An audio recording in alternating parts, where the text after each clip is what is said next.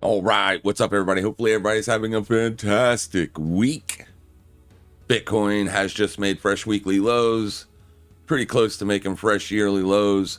There's a lot of negative sentiment out there. Got BIP 110 drama.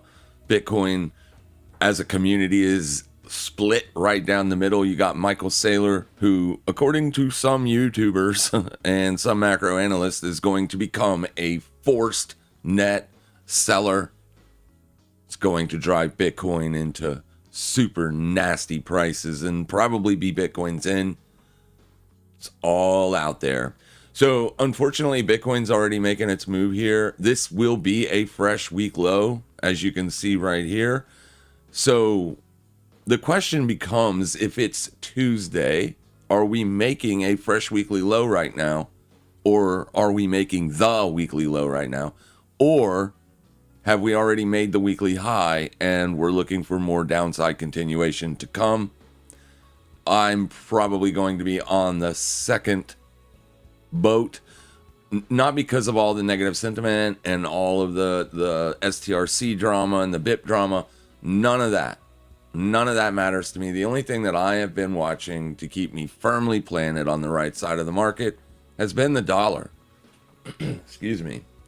We were waiting for the Fed, as I was going to take and disperse quite a large amount of capital into STRC, depending on the Fed's direction. Because obviously, if the Fed is going to be hawkish, there's no need to even get involved in something like that. Well, they came out hawkish. The market is pricing in rate hikes by the end of the year. And they were very hawkish. They definitely want to get inflation back down to their 2% target. We know that CPI is going to come down as oil has already gotten back close to pre-war levels. So there is like almost a guarantee at this point that your CPI numbers are going to come down. But here's the thing. The Fed wants it lower. It wants it down to 2%, not 3.4%. PCE will also come down a little bit, which is the Fed's inflation gauge, their preferred inflation measurement. That's at 3.4 right now. That will probably come down to 3, and then CPI will be back down to 3.4 based on what oil does here. All right, so oil could potentially bounce. We'll look at that today. I don't think there's a trade on Bitcoin right now. I was looking at Fartcoin to put that trade on because Fartcoin has literally been up for the last several days and had a nice clean breakout yesterday. So essentially I was watching today's high, and then obviously yesterday's high was going to be the last place that I'd be willing to put shorts on. And then intraday here, it traded up. It looked like it was going to make a run up to this high at 1.450. It didn't. It broke down before I could get involved in the shorting the high. Essentially what I've done is I've chased it down to 4-hour supply. So this is where I like Fartcoin short from 0 spot 1419. You might not get an opportunity to jump on that. I completely understand. This is also what's forced my hand to go live a little bit earlier than usual. So what we're going to watch is SpaceX. I think SpaceX is potentially putting in a tradable opportunity here. Yesterday, it gave us a tradable opportunity. Let me kill these moving averages and such. We'll discuss it in depth. You will completely understand what we're looking for before the bell rings. I promise you that. But anyways, 160 was a gamma squeeze level that everybody was paying attention to, or at least anybody that pays attention to gamma squeezes. We were looking at it as potential resistance. We wanted to take an entry at the Friday's high, which is this green line right here. If at any time yesterday we traded up to 160 and failed, that was key. As if we broke out above 160 on an increase in volume, then we were not going to have a short side bias, simply put. So once we got back under Friday's high, we initiated short setups, and then as price broke down to our target, we took profits. It's a good thing we did, because bam, that gamma squeeze took place late yesterday.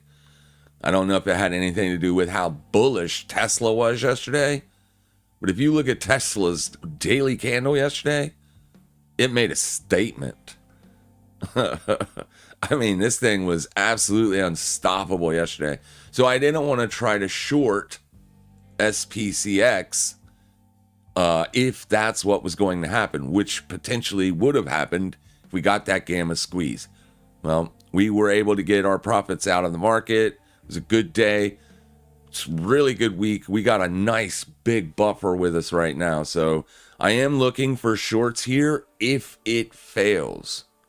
All right. It's already trading above levels where I wanted to see failure. So right here is where I wanted to see failure at. The next gamma squeeze level is up at 170. So if I'm willing to take a short on SpaceX today at like 164, 165 and target 160, as that would be a good place to take profits. And then if it breaks down, we'll keep a small position open to catch any downside continuation. Here's the thing. The AI trade has been hot literally since 2025. We're getting into Q3 of 2026. We're starting to see some things open up out there, like XLV, for instance. It's a healthcare sector. You can see that you are starting to see capital rotations into it. You can see that you are building in higher lows here. This is a monthly chart. This thing has been trading in a range for years. And you're getting ready to see a potential breakout here. So XLV may be something more that you see a larger time frame breakout. This could be something to look for potential bullish opportunities on that could last for the rest of this year if capital does rotate from the overhyped AI trade into the more safer assets or places that capital tends to flow to during turbulent markets. And we do currently have turbulent markets. The DXY, which is the US dollar index, is breaking out of a year-long range. This has broader upside implications because the range was so long. For a year, you could see a couple months of upside continuation here. So as long as the DXY is trading above 100, spot 64, we will be bearish risk. Bearish Bitcoin, bearish risk. Yeah, it is what it is, as that's where the money is heading. Kalshi, I think, which is a betting market, has the odds of DXY hitting 104 by the end of the year. So we'll see if it can get up there by end of year. I know right now the DXY is very expensive to short based on interest rates. And if the Fed hikes, it's just going to make it even that much more expensive to short versus other assets or other currencies that's central banks are not hiking. But if the Fed does hike, and that's a big fat but, right? We don't know that they will. Right now, the markets are pricing that in. If you look at the Fed Watch tool, you don't have to look at the Fed Watch tool. You can also look at the 2-year yield. If the 2-year yield is grinding up, then there is that's the market essentially pricing in rate hikes. All right. Now the Fed doesn't typically get spooked because of 4 months of upside. They give it time. But if this asset continues in the trend that it currently is taking here, then they will hike. They will have to. Right? They will have to hike. As the Fed uses the market to essentially dictate financial policy. This 2-year yield is essentially the front part of the yield curve.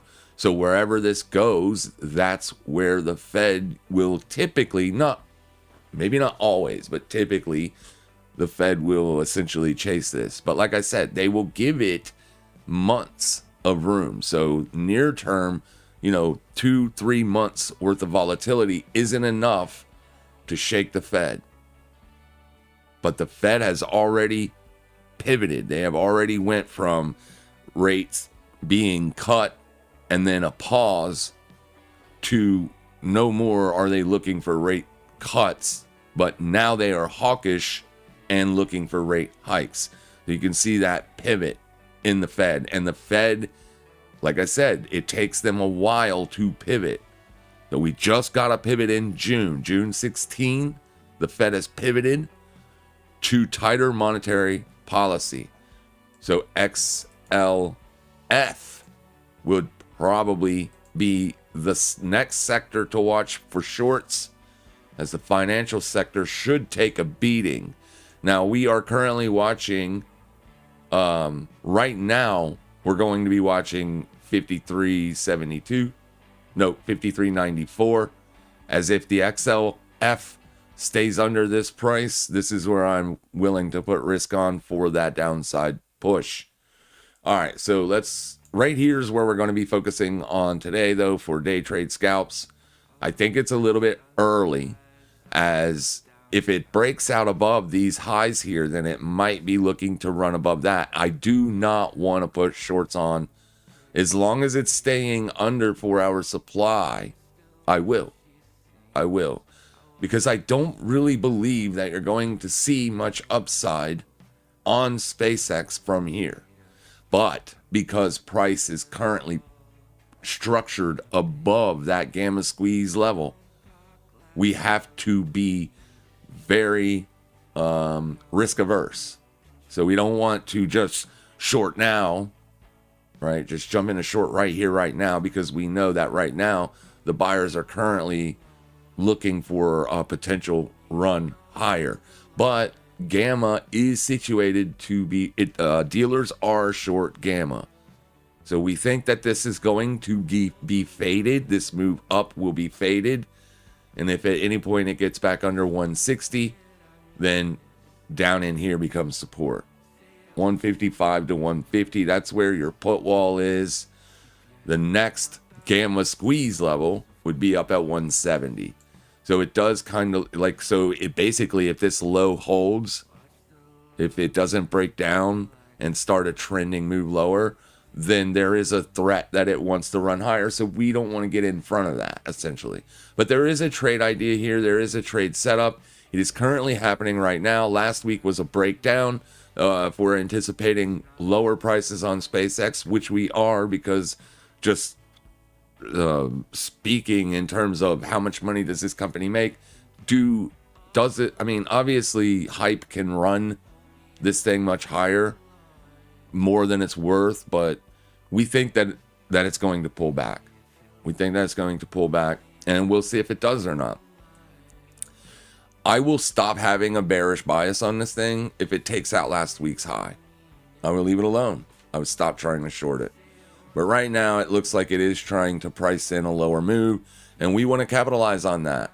It is still a little bit extended to the downside, as you are still a pretty good piece away from that 204-hour. So we'll see what it does today, but hopefully when we get the bell, we get a move back up to these highs to give us a shortable opportunity, and I will chase it as low as 4-hour supply. And that 4-hour supply price is 163.08. So while I'm talking for the next 30-40 minutes, well, 35 minutes, you should be watching 163.08.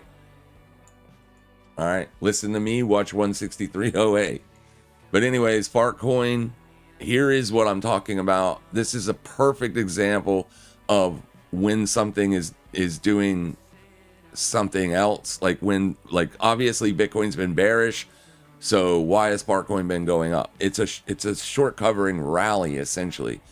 You have a lot of bears in there that are looking for breakdowns, and when you're not getting downside continuation, they start to peel those positions off, or their confidence is lacking. You can call it a lot of different things, but the move up is usually a short covering rally. So once it gets up to a specific, or once it gets up to a certain level, those sellers will come back. So essentially that's what we were looking for here. Notice how you break out above the 4-hour 200 exponential moving average, and then you build that base. This is what I constantly talk about. You build in a range, essentially, above the 200. So this is basically like it becomes very easy to mitigate risk. I want to be a seller here, not up here. Because if price breaks to the upside, then that means the sellers are no longer in control of the asset, essentially. So if you're trying to short a market when the sellers are not in control of it, you're going to get stopped out every single time you open a short trade. Every time. You can open 1,000 short positions. It will not matter. You will be stopped out every time. So what we want to see is we want to see the basing take place. That gives us an objective area to be short from, where to put risk on. And then depending on what price does after that will determine what we do. If it breaks down, that's perfect for us as we are looking for shorts. So let me go ahead and put you up top here, show you that I am trading with real money. That is not up top right here. So you can see I do have a limit sell here on SPCX. It's a small position for now because I know when the bell rings, it can shoot right back up. So I'm going to just monitor this for now. But it's bearish, right? The 200 is above price. As long as the 4-hour 200 is above price, it's a bearish structure on the long term. The trend is down, right? You can clearly see the trend is down here. Now we are shorting it low in the range. I get that. So we kind of do really need to see a downside breakout in order for this trade to make any serious money. I never really like to be in that position. I like to short around the middle of the range, but I think we're going to see a trending move. And then obviously I've got a short on Fartcoin over here. And this one is working out pretty good so far. All right, so we'll see how this one ends up playing out, and then we'll see if we are able to get a full-size position on SPCX. This trade, this first trade right here that I have on, there is a very good probability that it will be stopped out because you're still trading in the range. Now, it's starting to break down a little bit from the range, but this is the range low. So just because it gets there, it means nothing. This is where your buyers are going to be looking to operate. Right here. So basically, if I had a long bias on this, I would be buying this right here. I do not, so I am not. But anyways, essentially what we were looking for, if you watched Saturday's upload, is the dollar. The dollar is essentially guiding all of our trade ideas. All of them. Anything that trades against the DXY, as long as the Fed is hawkish and potentially looking to hike interest rates, that is uber bullish for the DXY. It's also going to put pressure on other currencies like euro and pound and things like that. So those are where we want to take dollar long trades. So over here, I have a small Forex account that I'm growing. Started it at the beginning of the year with 120 bucks. And then at the end of the year, we'll see if it's up or not. But basically over here is that. So last night, I was able to put a short on pound dollar, essentially taking that trade based on what the dollar is showing me.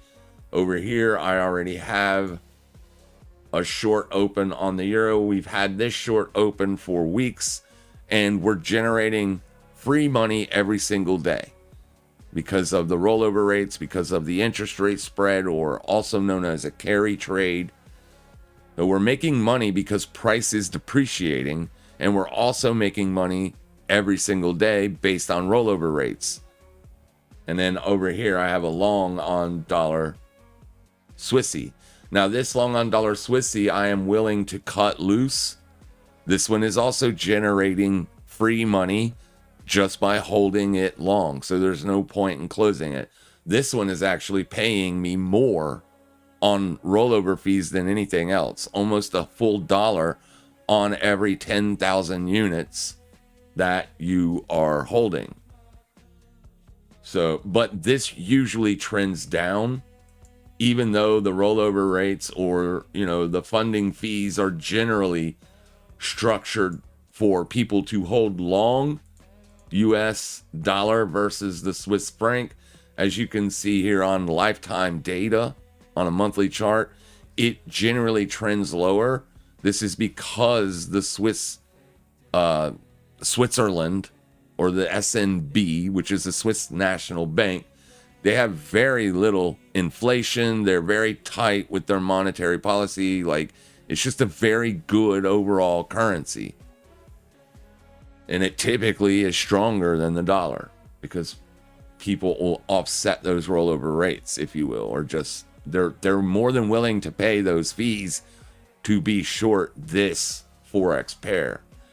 So this does typically trend down. I will cut this loose if at any point I sense a top being put in on this. But I don't have to close it anytime soon. And I won't, because like I said, every day it generates free money. Free money. And I like free money. All right, so back over here to the dollar. You got this fresh breakout. We are anticipating that it could go on a multi-month run to the upside. So June is about to close. We're getting ready to start Q3 tomorrow. So you're going to get a Q3 opening candle tomorrow. July's open tomorrow. So you could still see a pullback in July. You could see July open and then pull back into June's range. But as long as the midpoint of June holds, which is down here around 100 spot 19, that's where I'd be looking for longs on the dollar.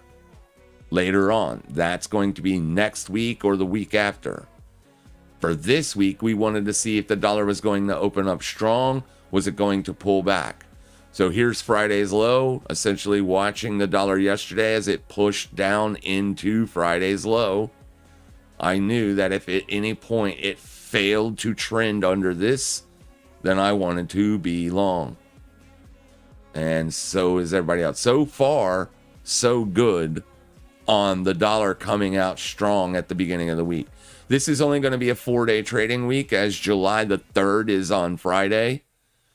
And so Friday's the markets will be closed as the banks are going to essentially observe the July 4th holiday on Friday.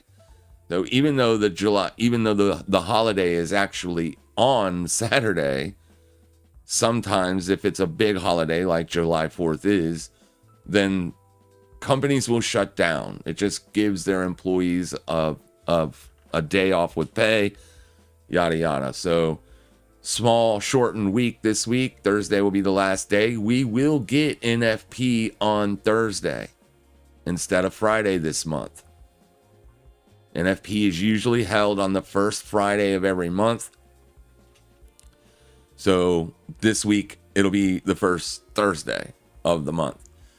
NFP is a very sketchy event because even though everything out there, the macro backdrop fully supports more upside on the dollar, there is one wild card.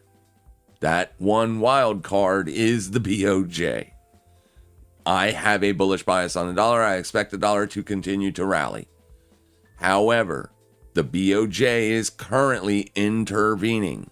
They are essentially selling dollars and then buying yen. The last time they did intervene was April, the back end of April going into May. They intervened. That intervention caused this down move, essentially. All right, you can see that better on something like USD JPY. Right here is where the BOJ intervened. Now, the reason that it is back up is because the carry trade is still strong. If the carry trade unwinds, that will cause massive dollar sell pressure.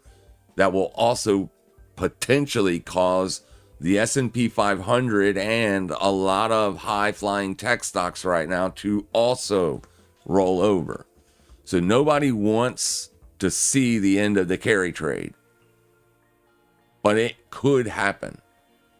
Essentially, if the BOJ, they can intervene 3 times in a 6-month period. They've intervened once. If they do a second intervention, it could be on NFP day, especially if we get good numbers or bullish numbers for the DXY. So on Thursday, if you get blowout numbers, we will most likely do a live stream for NFP because it will be such an important event.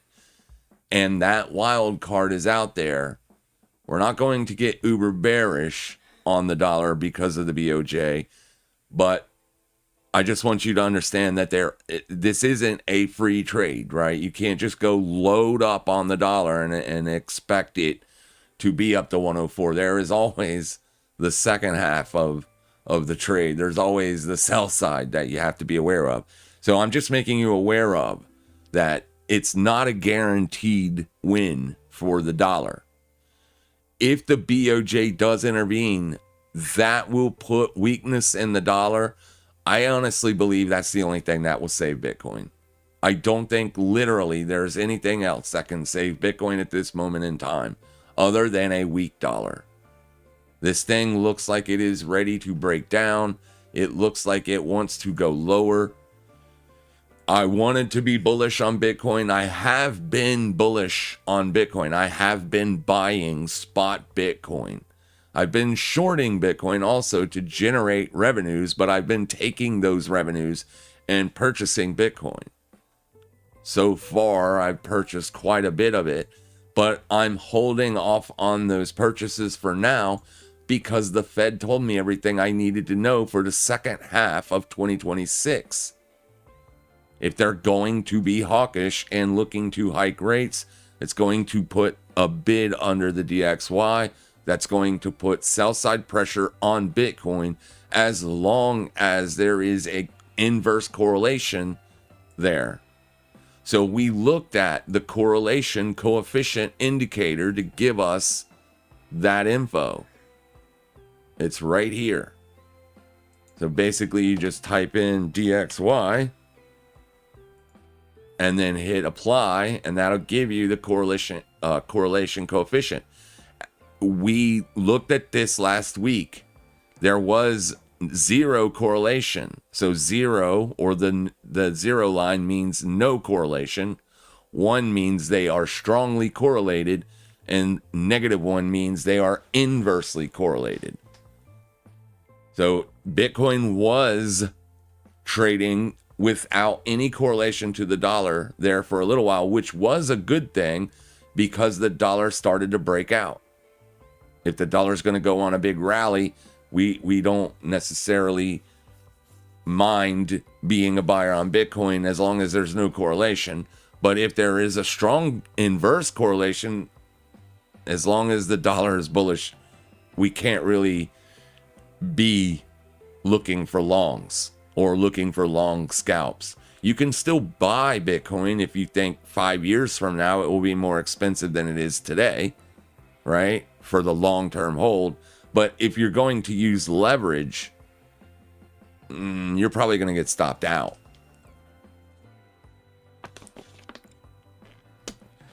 So right now, as long as dollar's strong, I have to be bearish. But I don't necessarily have to short Bitcoin. I was looking for a short on Bitcoin literally all this week. It's just yesterday we didn't take a short on Bitcoin because we knew it's the first day of the week.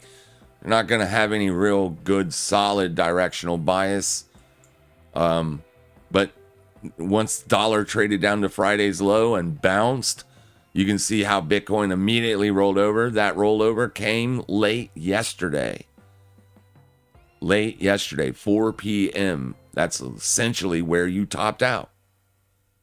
4 p.m., the dollar essentially got down to the lows and then bounced. So since then, dollar's been rallying all day. Bitcoin's been down all day. Unfortunately, that means Bitcoin's down 3% right now. So, I mean, are we looking for a very nasty down day today? Kind of looks like it. But the dollar obviously has to continue higher for Bitcoin to be weak. Michael Saylor or Strategy just put out a new paper a couple days ago stating that they're going to boost their cash and equivalents up to $1.8 billion to cover. They rose the percentage that they pay the STRC guys or any investors in the STRC. They raised it from 11 to 12%. People are wondering how they're going to go about doing that. Well, they're going to sell $1.8 billion worth of Bitcoin. That is also probably why we're seeing Bitcoin fall here today. Yesterday essentially put in the weekly high. You just made a fresh weekly low. So as of right now, Tuesday, the trend is down. So any pullback on Bitcoin this week up to the weekly open would potentially be a selling op. All right. So as of right now, things look pretty nasty for Bitcoin. It looks like it is heading down here to liquidate last week's low. If it gets under last week's low, then you could see a trending move a little bit lower. The sellers are probably going to be exhausted at some point. But until that happens, we have to be very aware and we have to allow price to tell us what's going on. As price is king. It is king. It means everything. It determines the winners and the losers in this marketplace. It determines whether your account makes money or loses money. For people to say price doesn't matter, it does completely matter if you are a delta-based trader. If you are trading with a directional bias, you obviously need price to go your direction. So yeah, that's where we currently are. Things aren't looking great out there for Bitcoin.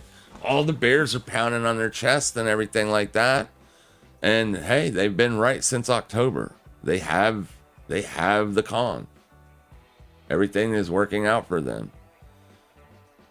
I'm not going to give him the benefit of saying that it's one or like it's this or that. You know what I mean? That's caused it. It's a combination of a lot of things.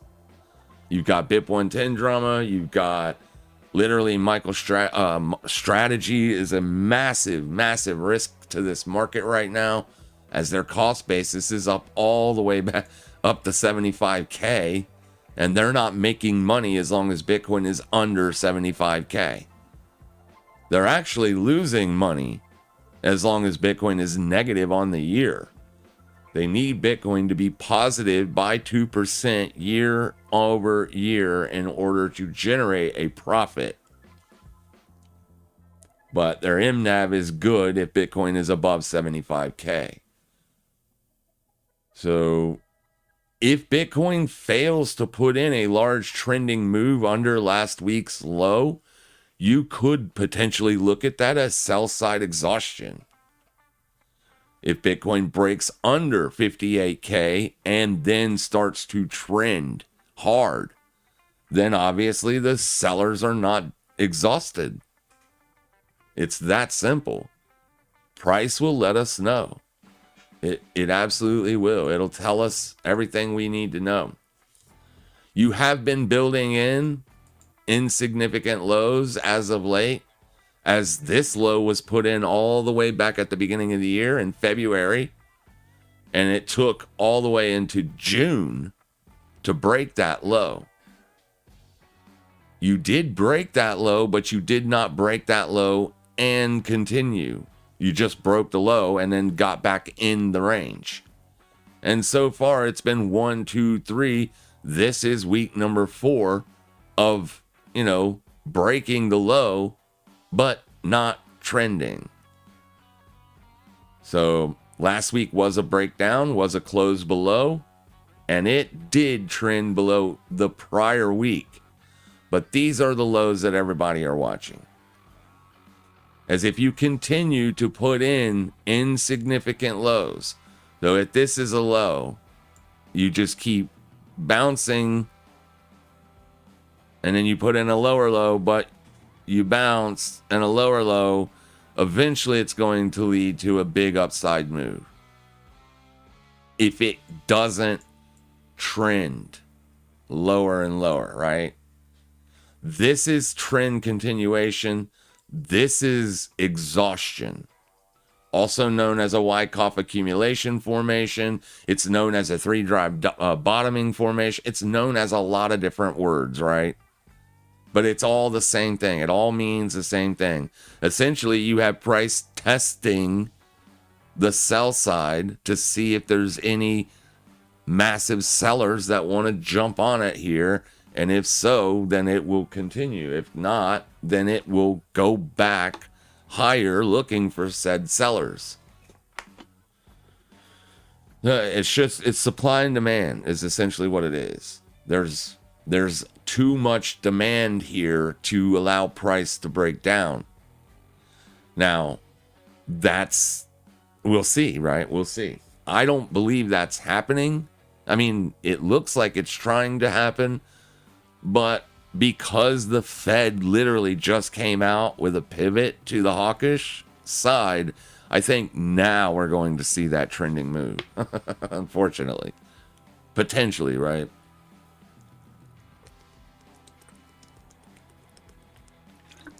But the BOJ is out there, and they could end up being Bitcoin's salvation only because it weakens the dollar, not because they're buying Bitcoin or anything like that. Bitcoin trades directly against the dollar, so it needs the dollar to be weaker than it in order for it to stop going down. We just don't have that right now. So right now, I have a bearish bias on Bitcoin. And as long as it's making fresh lows, you should too, most likely. But we'll see what it does longer term. I don't really care what it does longer term. As I make my money intra-week and intra-day, I do invest, but that's for my kids. I trade to pay to do what I want to do in life, right? Buy what I want to buy. Pay my bills and whatnot.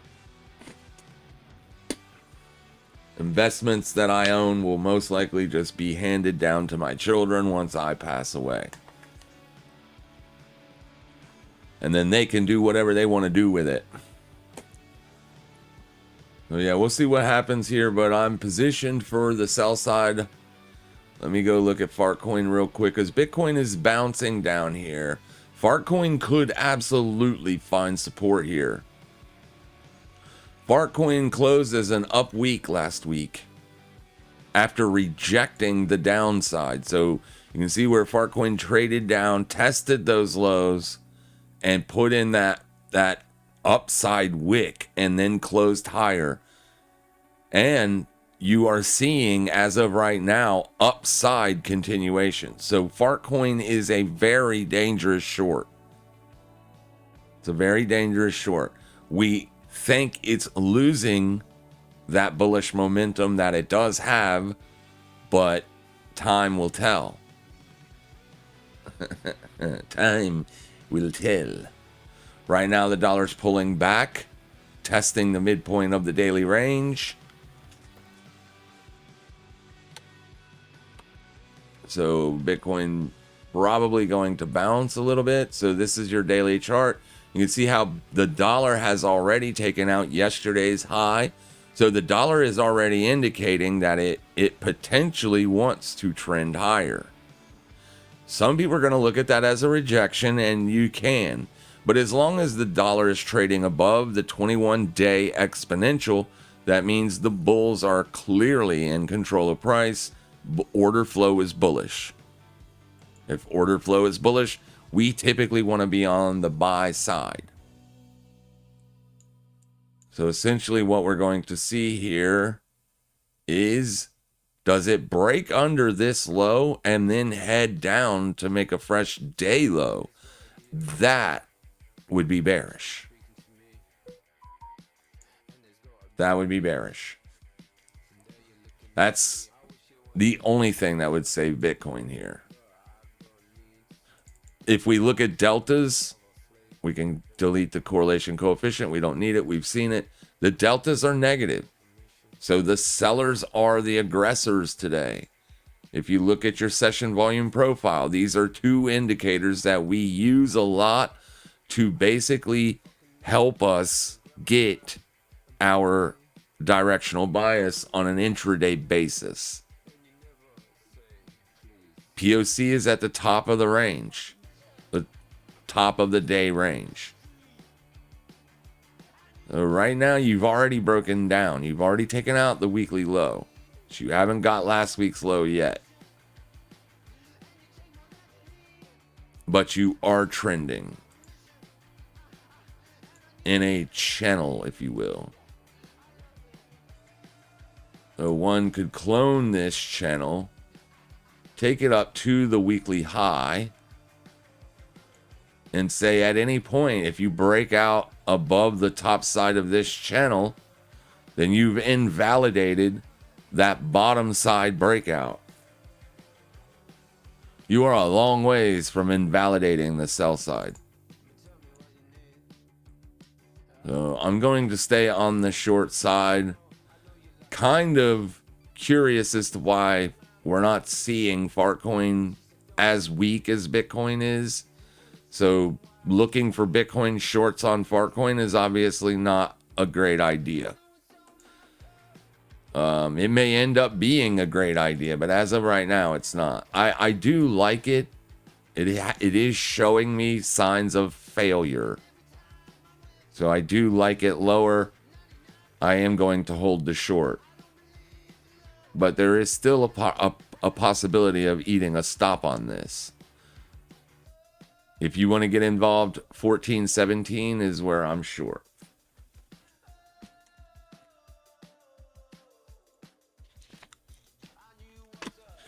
You see how SPCX is literally refusing to put in that trending move under this low? That's what I'm talking about. That's how price essentially tells us what's up.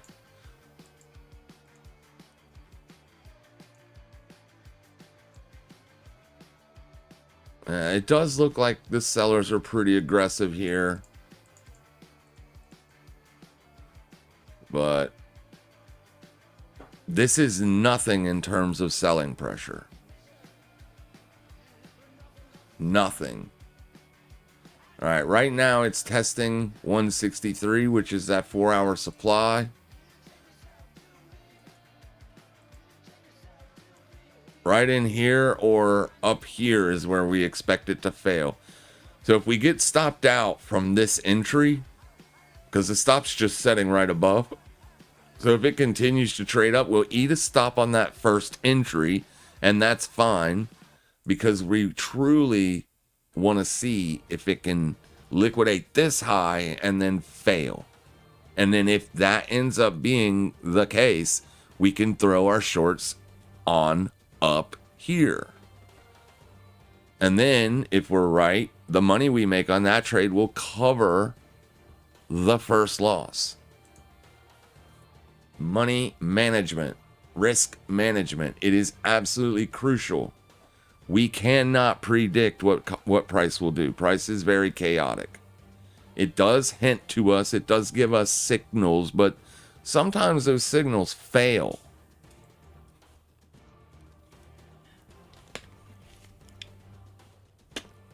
And we don't want to allow our bias to cause us to keep trying the same thing over and over and over again when price is clearly telling us that we're wrong.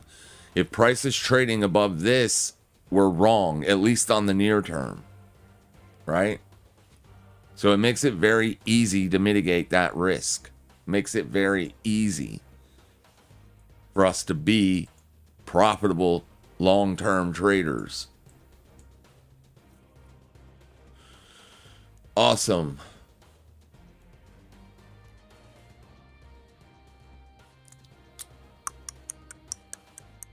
Three minutes into the bell.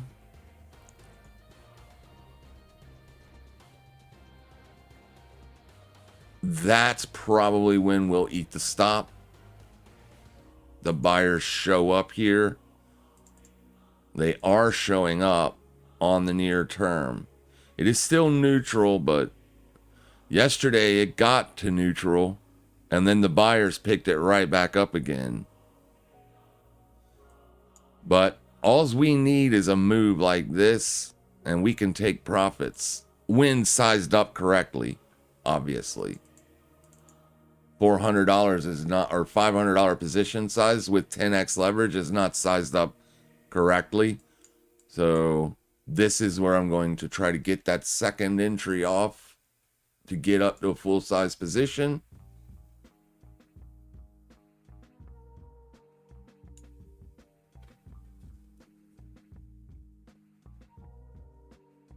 But I'm giving it time for the bell.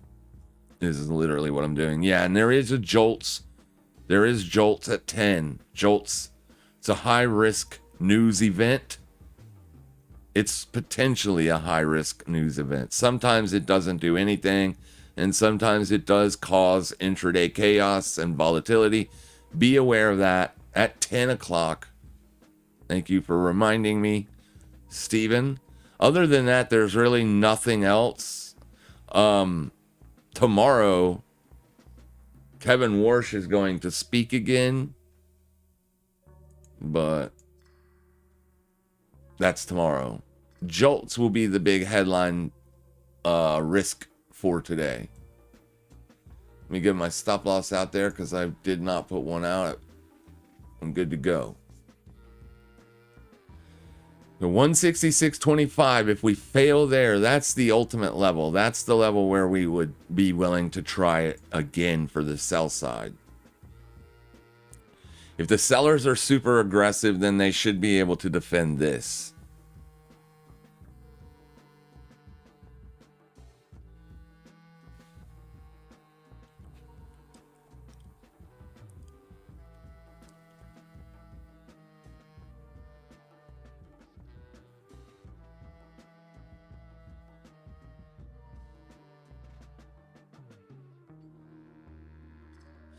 Yeah, you got right back down to 160, which was that gamma squeeze area, and you can see how price bounced pretty significantly from that area. That's essentially what we were afraid of. All right, so I have eaten a stop. I'll keep an eye on it. I'll be willing to chase it again down here if it doesn't get up to here. We'll see what it does. We'll give the market 15 minutes. This is the New York Open right here. So essentially all we have to do is watch the first 15 minutes. That'll give us our opening range. There's a liquidation above the previous 4-hour swing highs. But we want to see if it's going to liquidate yesterday's high.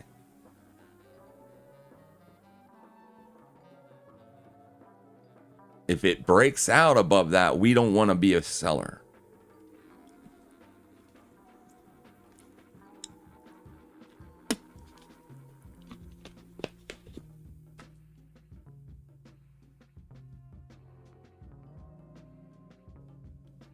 Still got plenty of time for this to end up being a bearish engulfing candle. There's 2 hours and 28 minutes on this candle. As of right now, it's a bullish engulfing, and coming off of yesterday's range expansion, it's very dangerous to be a seller. But it is the direction we think it is ultimately going to go.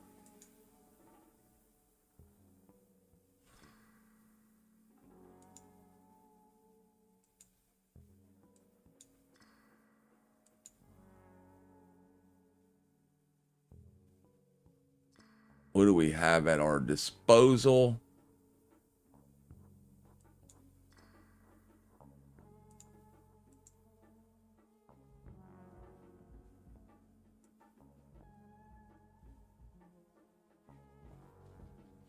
We got to be very cautious not to get chopped up here. So for this, we can go down.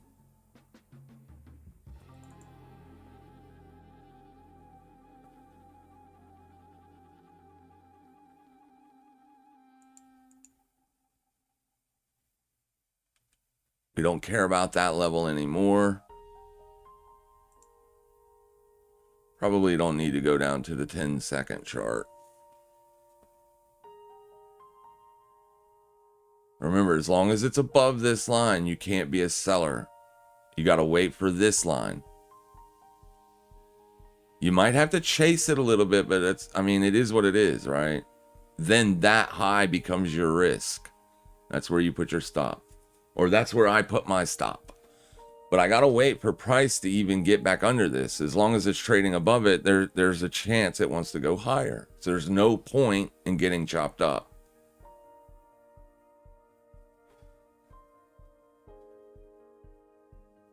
We want to see selling pressure show up. So let's get our session volume profile up. Go back out to the 1 minute. That's probably going to be good enough. So I currently do not like where the POC is. It is at 4-hour supply. Not really seeing any big volume come in up here just yet.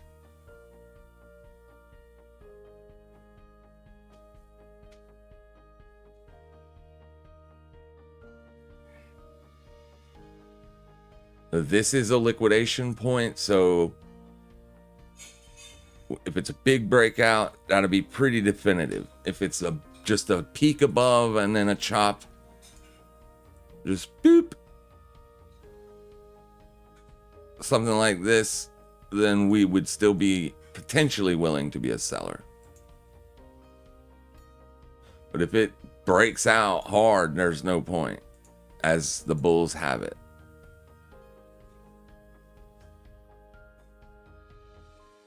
I'm just watching the size of these nodes. As of right now, according to the volume profile, you are trading overvalued according to volume by price, not volume by time. And this just shows me who's more aggressive.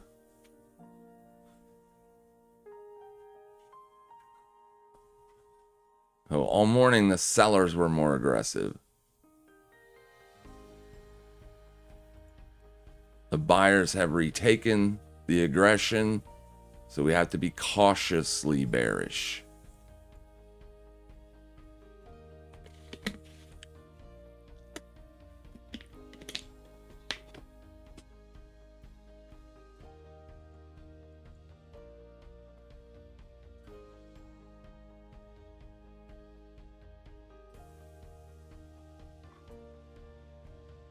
It's 9:35, so we have the first 5-minute candle in.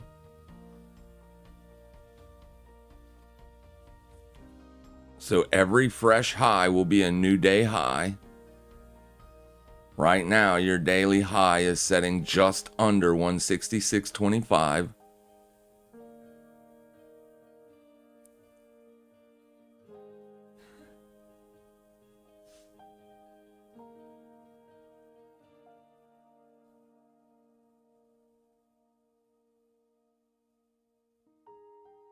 The reason we don't want to buy it as long as it's above 4-hour supply is because the gamma squeeze right now is neutral. If price refuses to trade back under 163, that means the dealers have to essentially buy shares to offset that neutral or that negative gamma.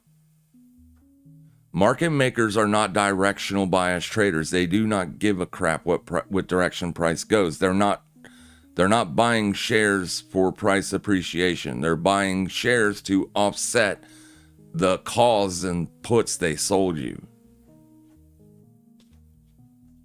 They make money on the spread. They don't make money on direction.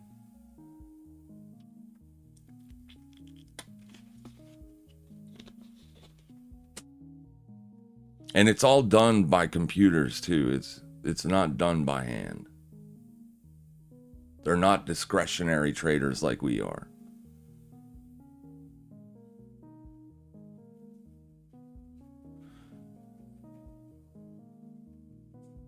So right now your scalpers are watching it, your momentum scalpers. So far what they see here is a bull flag, so people will be willing to jump on longs as soon as you get a fresh 1 minute high or a higher daily high. So you're going to have people taking longs here, essentially.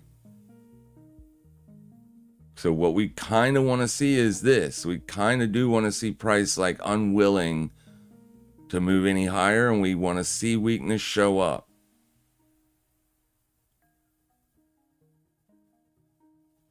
Right now, if you get right here, you will have made a fresh daily low.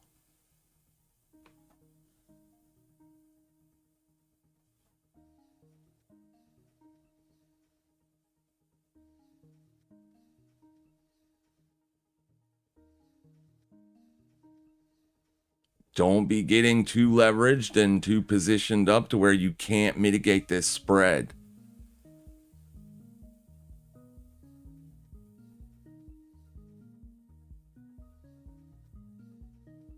Hang on, don't take it yet. You have not made a fresh day low. This is still a higher low. Do not get short yet. I'll let you know when I get short.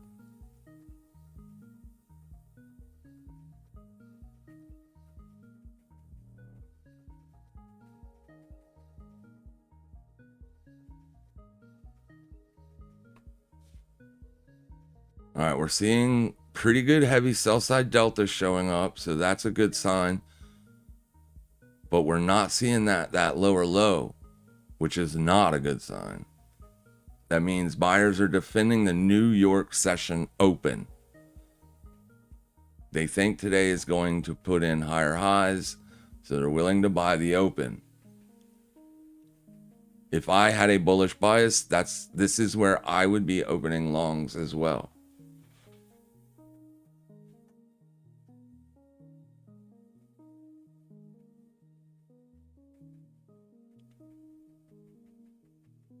Point of control just migrated lower.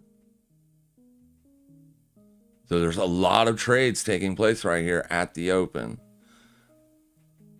That is a fresh day low. So I'm going to short a retest of this white line with a stop at the high of day. So short entry 163 or chase it. Stop 165.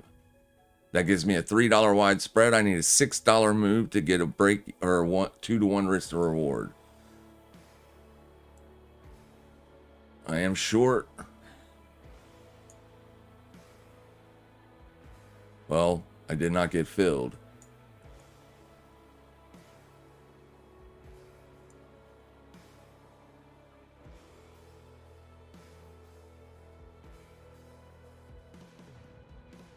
I did not get filled. What are you doing? Fill me, you bitch.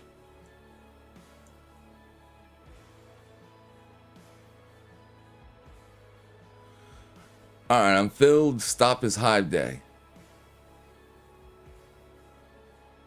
If it goes back up and makes a fresh hive day, I probably don't want to be selling it anymore. Anyway.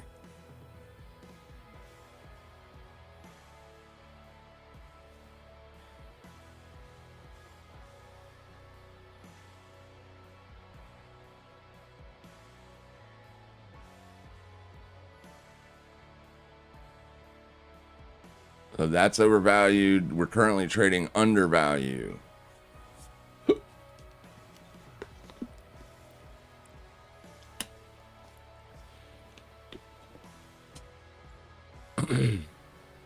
This will be a fresh pre-market low too. So if we take that out and then go up and make a fresh day high, I definitely don't want to be short any longer. If we take this out, I want to see continuation lower.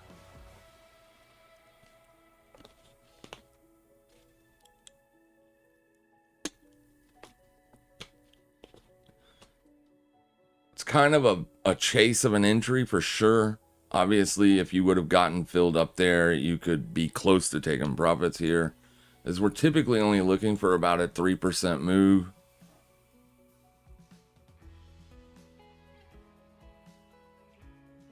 That's not going to happen on this one. We're going to need a pretty sizable move lower, and that's never a good place to be.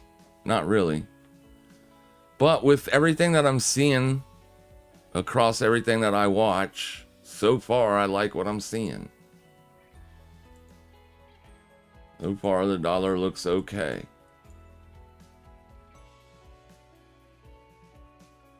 Dollar wants to continue to move higher, then I like risk off. Right now the dollar has not made a fresh low, so we're good to go. It looks like the dollar's rejecting, but that's pulling in sell side liquidity. That's making everybody get short. That will give us the breakout needed once those people start getting liquidated. Now, the S&P or SPCX is not trading inversely to the dollar. I get it, but dollar bullish gives us a whole market-wide risk-off sentiment. Bitcoin is still trading near the lows. Fartcoin still looks good for downside continuation. We're seeing the VIX right now is trading at lows. So that's not great. Let me get you on the right screen. So it's not great that the VIX is trading at lows here, because that means that risk markets are trading at highs. So if risk sentiment stays bullish, we're probably wrong on the SPCX trade. We would love to see the VIX can stop going lower from here and start to head back to the upside. We are seeing volatility expansion on Bitcoin. But if the VIX does break down here and start to trend lower, we're probably going to be wrong on the SPCX trade. And that's fine, because we made money on it yesterday. We don't win every trade. That's a fact. But we win more of them than we lose.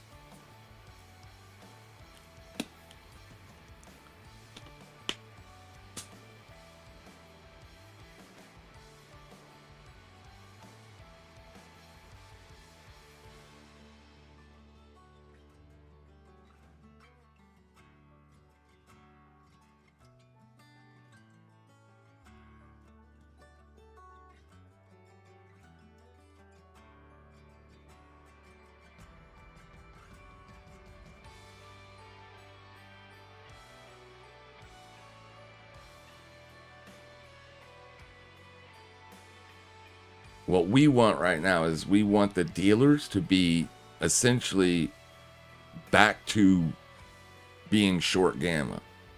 Oh, sorry about that. I just knocked my hand off trying to get a sip of water.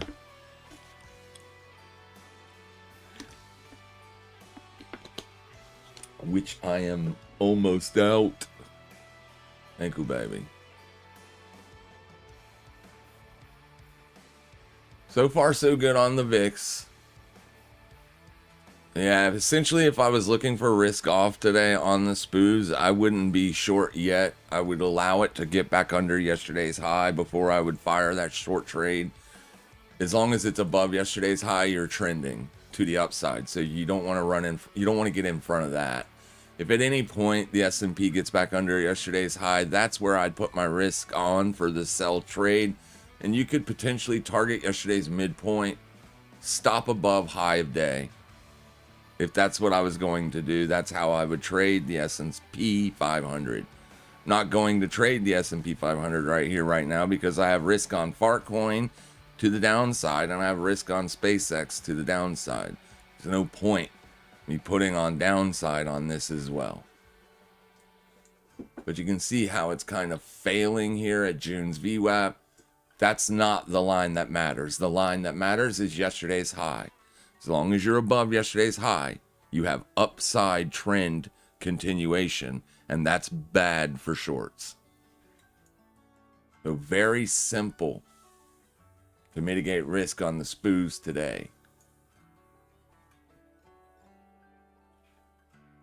Could this be a trap? It absolutely could be. You might be able to wait till the first 30-minute close and then wait, see what the second 30-minute candle does.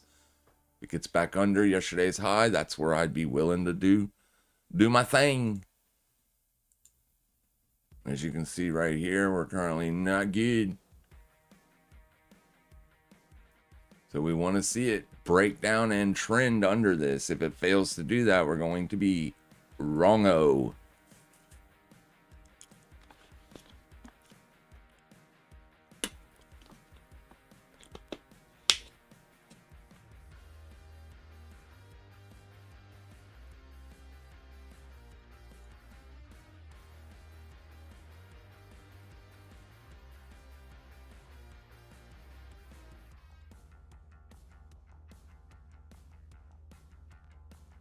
Altcoin looking good. So far, so good. I just don't know how much downtrend we're going to get out of Fartcoin today. I would not like taking a short on Fartcoin down here this low. I just wouldn't. But there is a chance that you get a measured move out of this today. It's a small chance, but it can happen. So if you are looking for shorts here on Fartcoin, your max target would be 1286.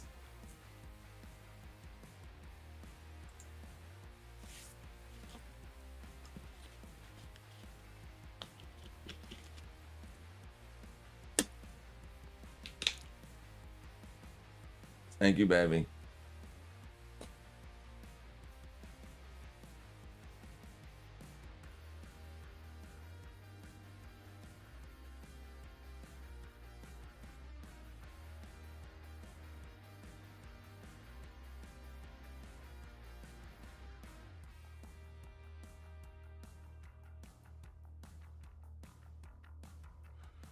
You're definitely putting in some chop here.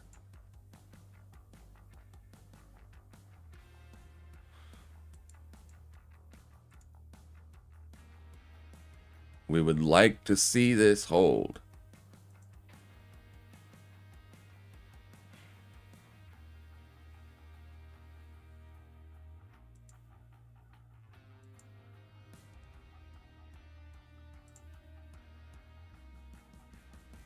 Love to see fresh pre-market lows too. That would be great.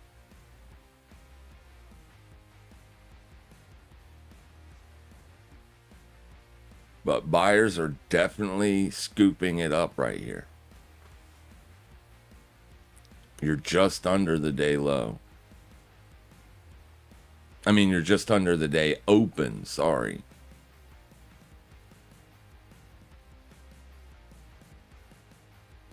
The longer trend is up, right? The near term couple days, if you're looking like 3 days out, your trend is up.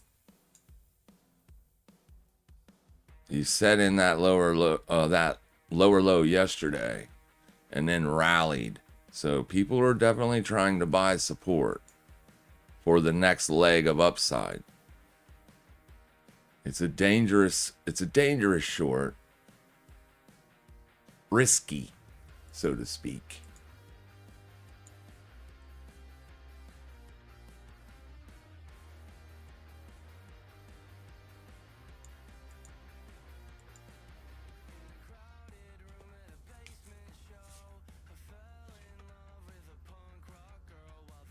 We don't need the POC anymore. It migrated lower, so if price continues to rally, we're going to be wrong. All right, so you got a fresh 5-minute high. That's not the greatest sign in the world.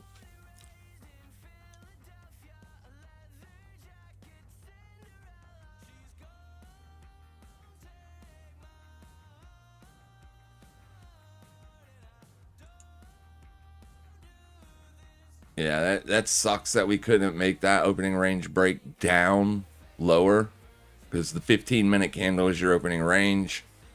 If it goes back up and takes out the high, you're going to have an opening range breakout high. will be smoked.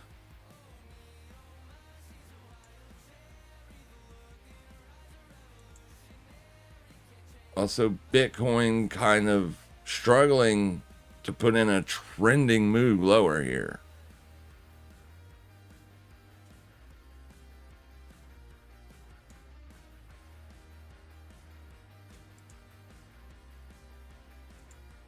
So far, not good.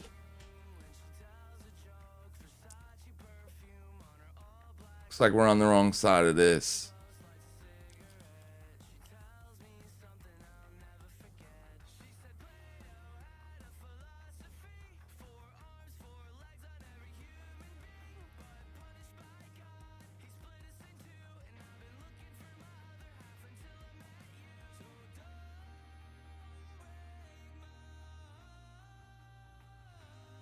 I mean, there probably is no point in eating a full stop at this point, as the deltas, whatever negative, whatever selling pressure you had going into this move lower, it essentially got picked right back up by the buyers. It literally stopped dead in its tracks down here and is moving to the upside. So you're probably going to see a larger move up.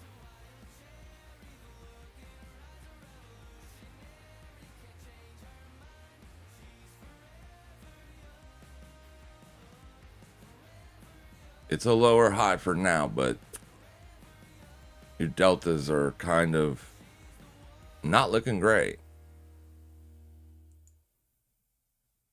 Yeah, very choppy, very light sell side pressure here. If you see how much sell side pressure you got yesterday, you see how it went all the way down to negative 225, 225. You can see how we didn't even get there today.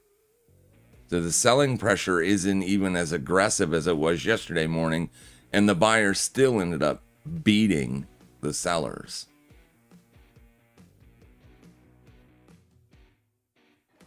That's on this product. I don't know what it looks like on the stock. Same thing, very light selling pressure here this morning. Very light.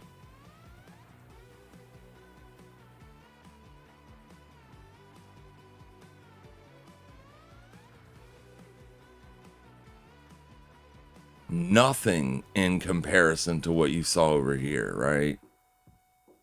This is what we want to see. Big selling. Big selling. And that's not what we're seeing. Not yet, anyways.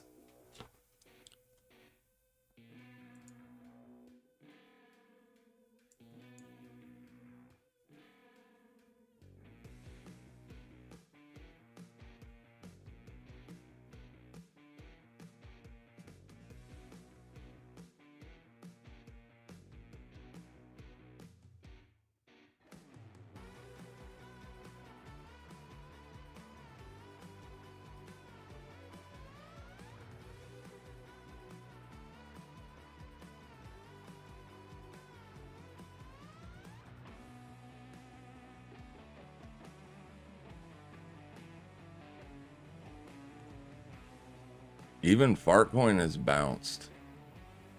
So that's why I said I would not like shorting it down here. Because just it bouncing back up to a midpoint check of this expansion would give you a test back up to 1413. And in terms of your range,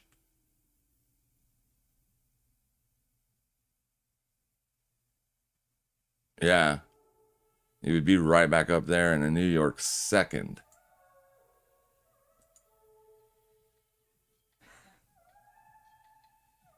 What's the SPOOS doing? SPOOS is expanding to the upside. So there is no selling happening on the SPOOS. This is what's giving us issues right now. The buyers are strong today with the force, so we're probably wrong on the SpaceX trade. Even though the dollar is down today, I mean up today. S&P, this is not a trap. This is a legit break to the upside. You're probably going on up to the top end of the expected range highs for this week. You can see Bitcoin still failing to put in that trending move. You didn't even get a liquidation yet on Bitcoin. Not quite.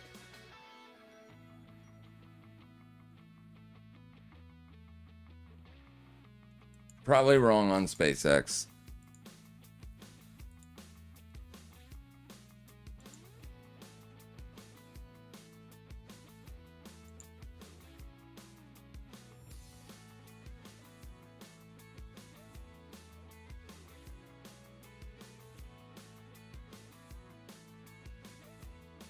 What is Tesla doing today? Tesla's testing resistance after having a massive day yesterday. I expect Tesla would be a very small range sideways day. A lot of chop today in Tesla, potentially. Not so much here though. It's straight up with the spoos.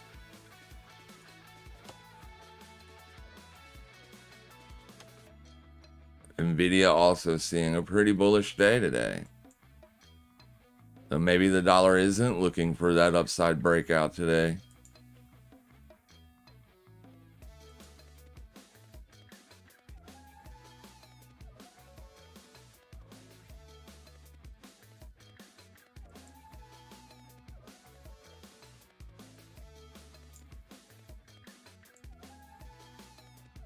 Trying to make an opening range breakout to the upside after finding support right at the gamma squeeze level from yesterday.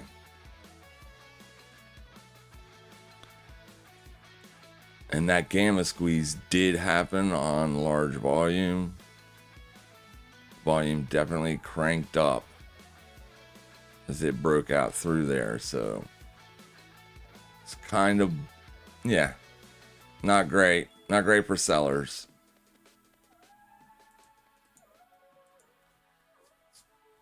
The reason I would no longer be a seller above 166 is because the next liquidation level is much higher.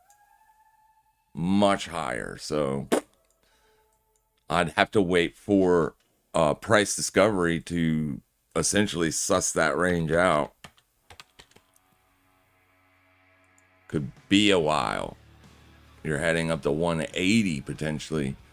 You're breaking out above this. Gamma squeeze 170. So it could fail there, but I'm not interested in selling it there.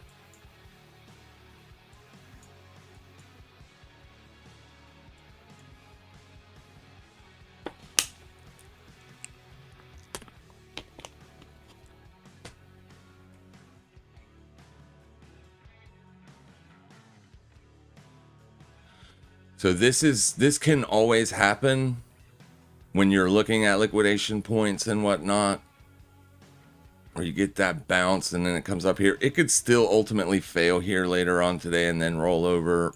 If that happens, I probably wouldn't chase it. I don't want to give back all the money that I took yesterday on it.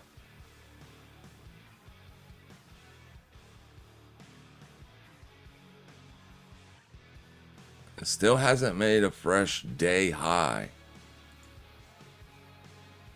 So close, though.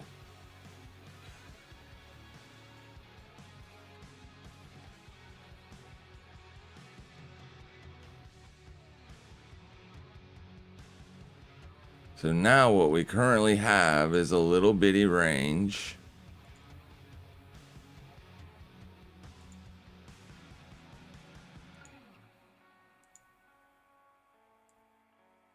And it doesn't fit.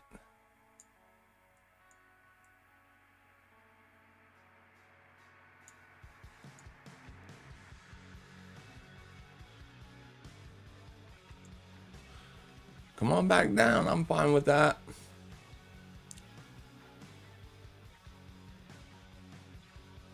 Pound dollar is back down to day lows, so that must mean that the dollar is working on that breakout.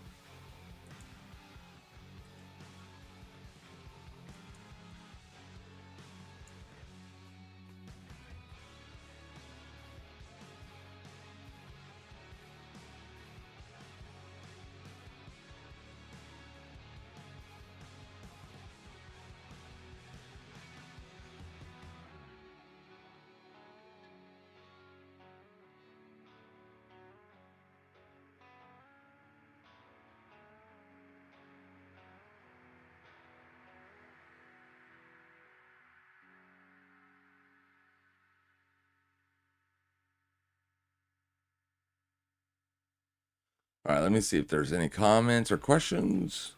Good morning, friend. Tesla's getting a beating this morning. Your definition of beating is completely different than mine, friend. Definitely different than mine. How is this a beating? It's literally up. It's up. It's not down. It's literally up. That's your open right there. You're making a fresh day high. That's the exact opposite of a beating. A beating is when you're red. You're down on the day, making fresh day lows. That's a beating. But maybe you were watching a 1 second chart and you saw the first 1 second candle. I don't know. Let me go to the 10-second charts and see if I can even find a big red candle. I can't. Yeah, I don't see any big red candle in today's price action at all on Tesla. I don't know. Maybe you said that over here when it was going down through here. Still not a beating compared to what it did yesterday. I mean, if anything, this is a very small pullback. Because yesterday's range is here. So this is how much it pulled back. Very, very not a beating.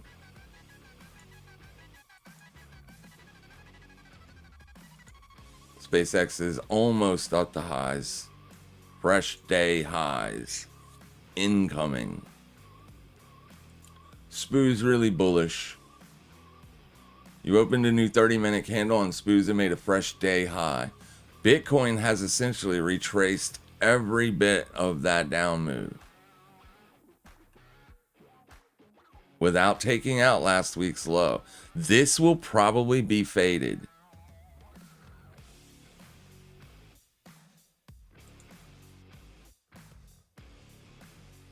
Even Fartcoin has pulled back a lot of what it put in to the downside. And same, this will hopefully be faded. Yeah. We'll see. SpaceX did this yesterday too. It took it a little while to get going. Yesterday. It wasn't until about 9:45 before it started to roll over.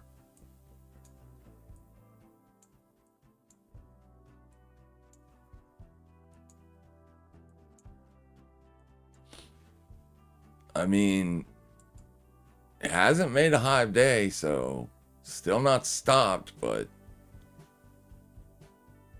it's just a matter of time before that happens. This is going to be probably bought up.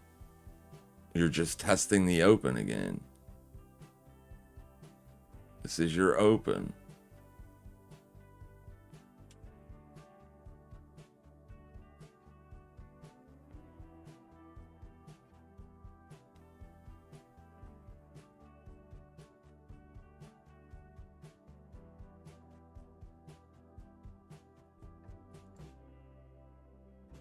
Yeah, VIX is making fresh day lows. So Bitcoin could have essentially just put in the weekly low.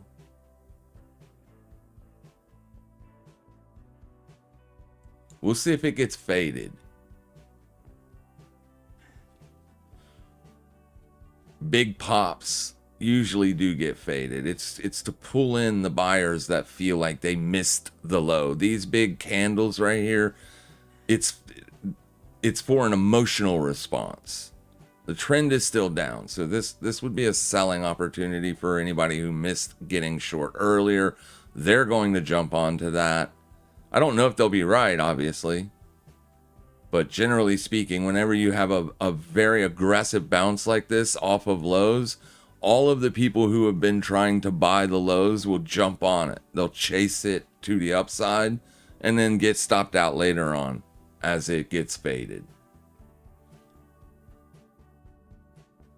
You typically only want to be putting on trades in the direction of the trend. Whenever you're trying to do counter trend trades, they're going to work out a lot less often. And right now, SPCX is in a very near-term downtrend, so it doesn't make sense for me to be a buyer on it. Especially not until we get up to 180 days. Once that lockout period comes and then goes,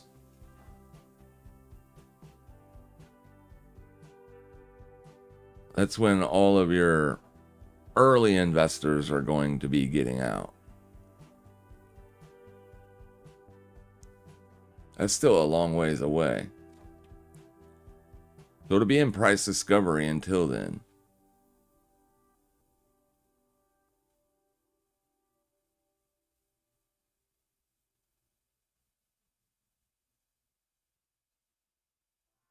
A difficult discovery at that.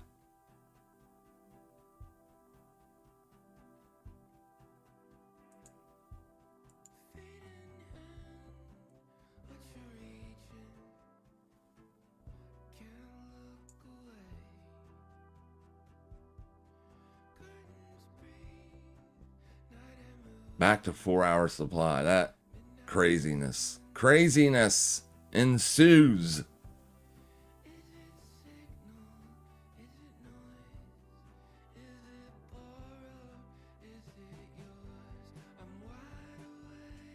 All right, if it doesn't start trending soon, I'm going to just exit this thing and be done with it. Day low. This is still going higher, right? It would be a difficult long to take here, but you would essentially be buying a 30-minute supply or a demand candle. Unless this thing makes a new low, I think buyers are going to buy it.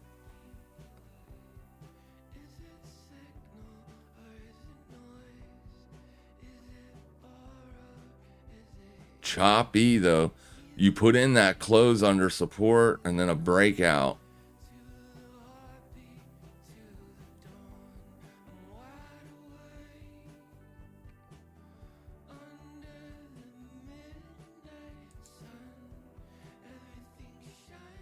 Insanity.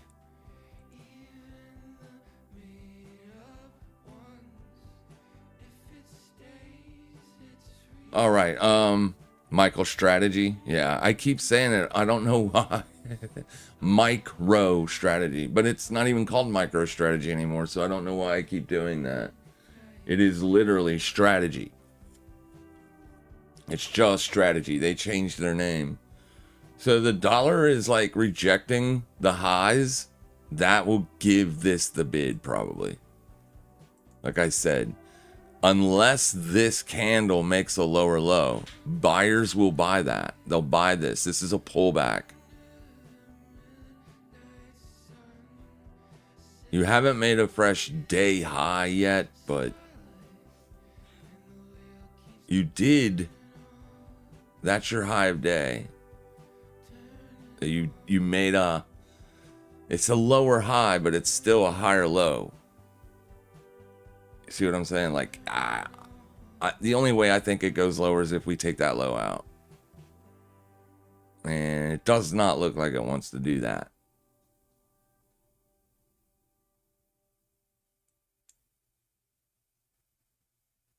A nasty looking 5-minute candles, but it's definitely a buy. They're buying it.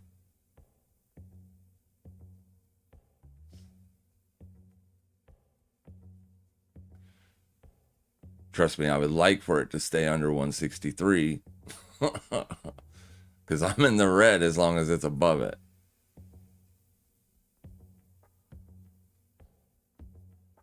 Fresh day high, I'm stopped out.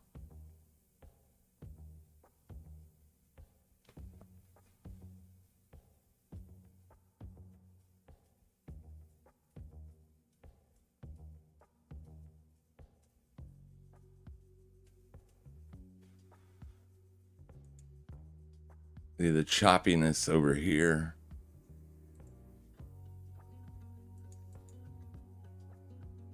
Super chop slop. Love it. I love me a good sideways market.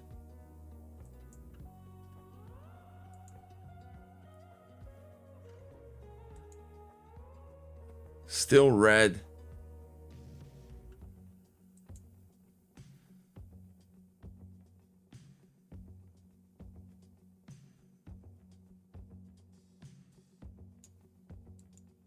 But until we get a directional bias on this, I don't really feel confident about anything.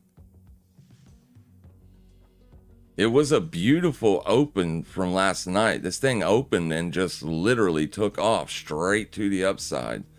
Put in that higher high, took out yesterday's high, and then pulled back. So London faded it at the highs. And so far, New York has done nothing.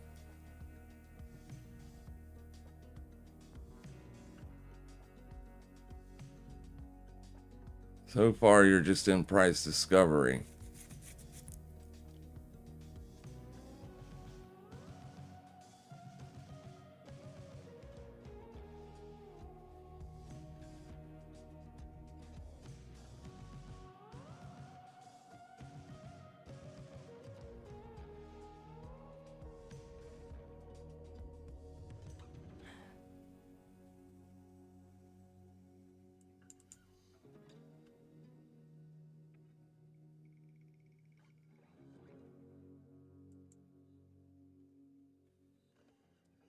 Slop chop. All right, let's see what it does when it makes this fresh low. Does it take off or does it go back up?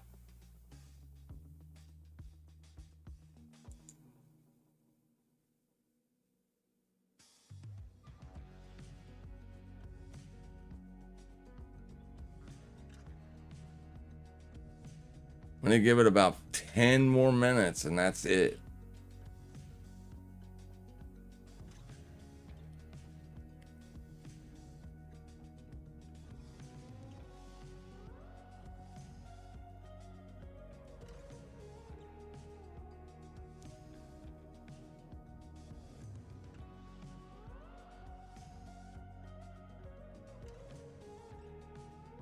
Okay, so dollar is breaking down. Nice. That's terrible.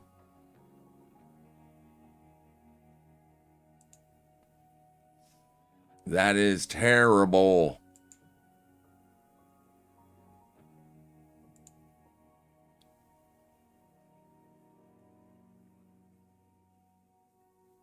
Not really. I guess you've essentially stopped out both sides of the market since the London session. So this is as low as I want to see it go. I don't want to see it go any lower. This is perfect if it goes back up. It'd be perfect. There's a very tiny gap down here, though. So maybe it wants to fill that before moving back to the upside. Who knows? But I'm not getting out of my positions, my dollar longs. That's just the liquidation is all that's basically all that is.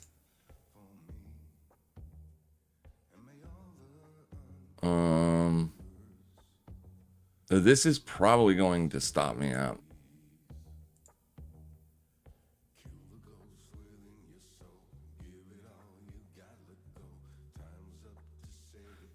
Can't really see that. There you go, right there. So this is the trading range. So as long as price is above the low, it's a good thing. You're still in the trading range. Trading range got set after an upside expansion. We're still okay. But not on SPCX.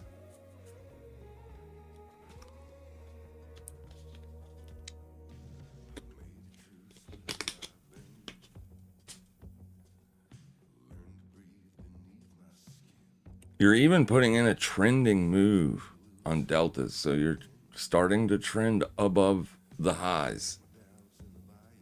Price hasn't yet confirmed that, but it's just a matter of time. All right, I'm closing that trade out. There's no point. Don't like it. Maybe. Let me refresh. All right, so 2 losses on the old.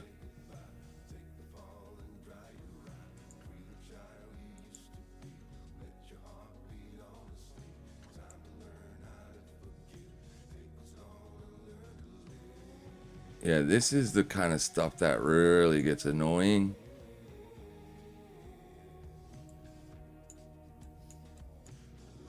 We need the dollar to bounce. If the dollar bounces, I'll be fine on the fart coin short, hopefully.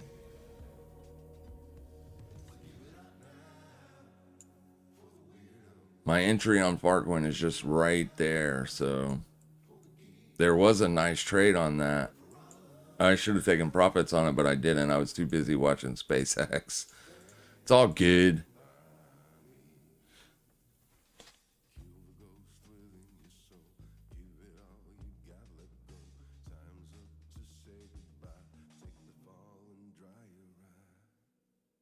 It just seems to me like it would reach above this for sure, being right here. But it is still a lower high.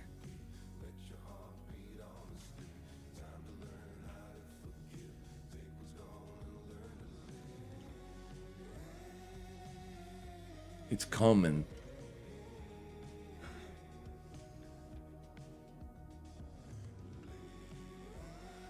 And Bitcoin's not really being faded that hard yet.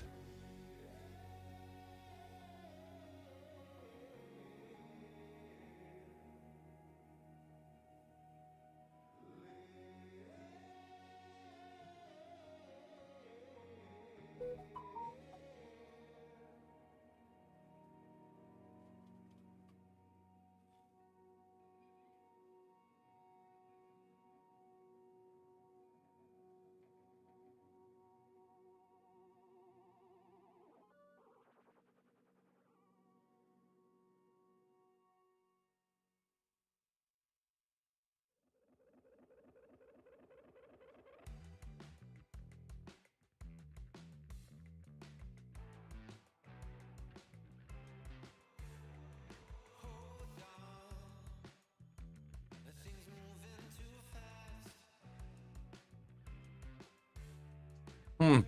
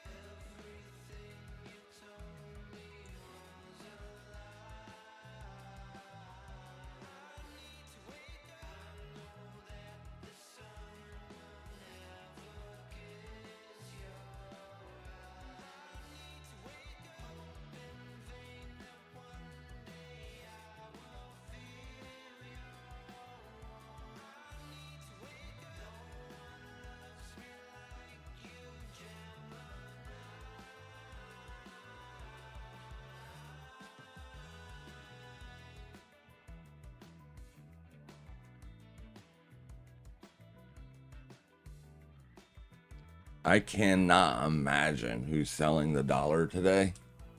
To be honest with you, like, who in their right mind would be selling the dollar?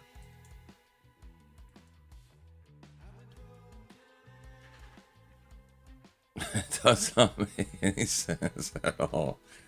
Like, yeah. What does the USD JPY look like today?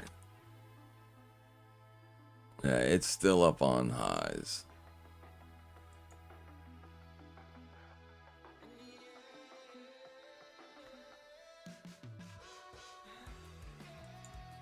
it could also just be very crowded.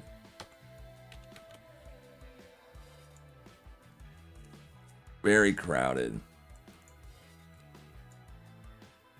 All right, can we take a look at the higher time frame for Ethereum, like daily, weekly, for potential long setups? Thank you. Yeah, I mean, if you're looking to buy lows, you're at lows.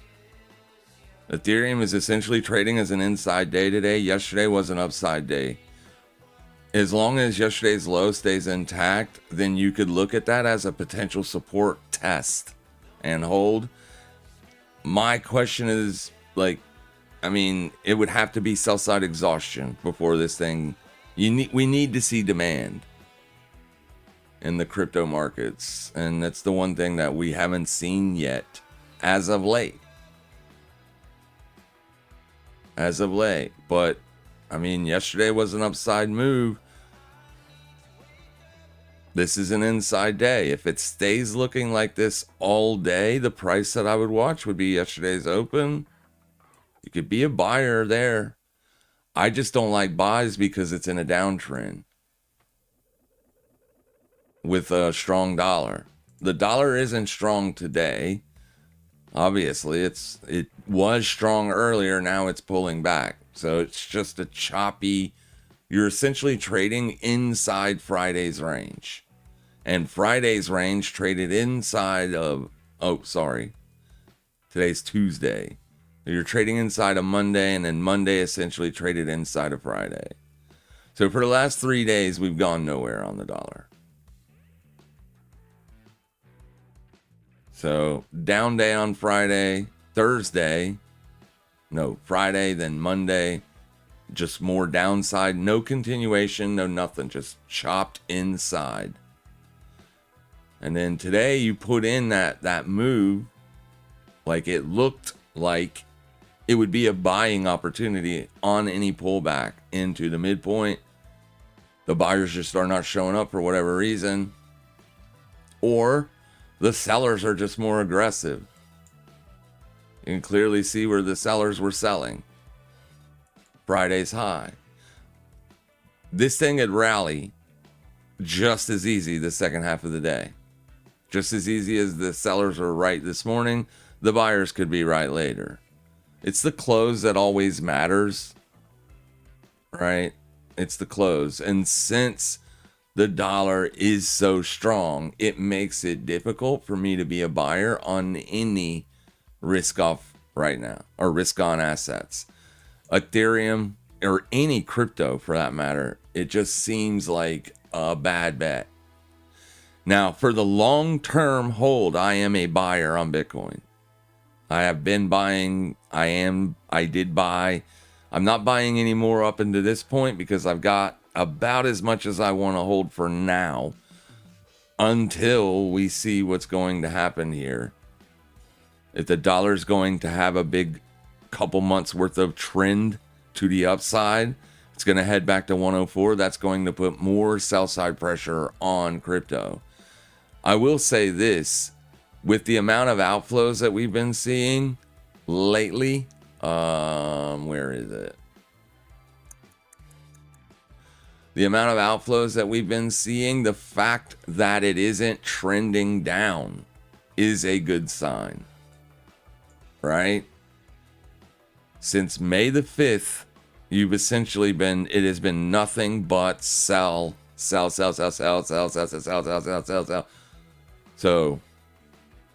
it does feel like there is going to be an exhaustion, a sell side exhaustion rally soon.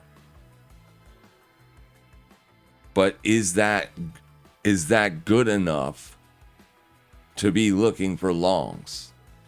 I don't know. You know what I mean? I don't know. Levered up, day trade, scalp longs or whatever. I don't know that it is. But it could be. I like it when Bitcoin goes up. Obviously, more people are long, and it's just easier for people to make money when Bitcoin's in a bull market. But it is clearly in a bear market.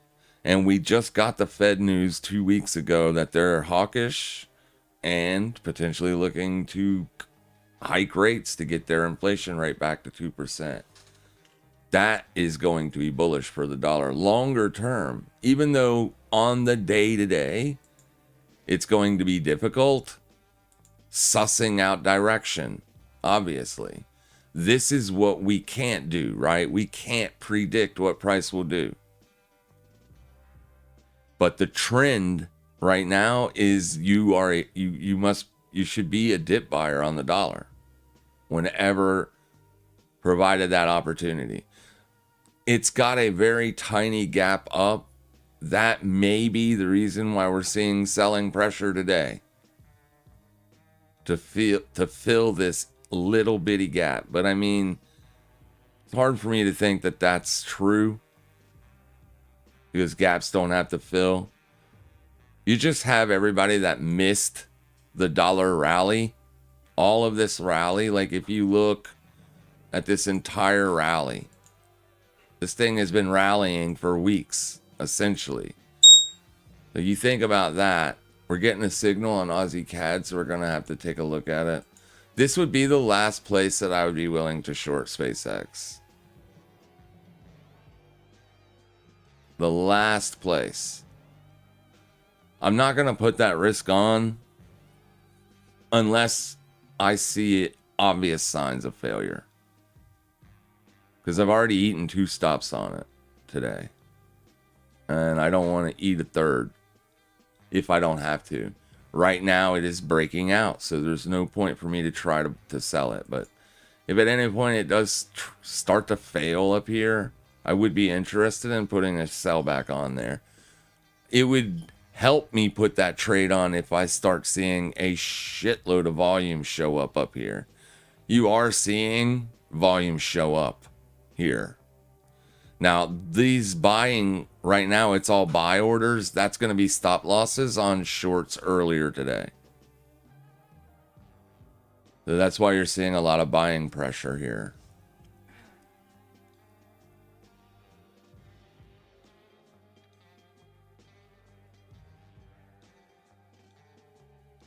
But it has to stop going up. I lost my train of thought. Son of a gun. Let's go look at Aussie CAD real quick. But anyways, everybody that missed this rally is now trying to short it, right? Because they missed the buying op. They missed the buying op there. They missed the buying op there. They missed the buying op there. So they missed out on all of this trending move. So now the only thing that's left for them to do is short it. That's essentially what's going on.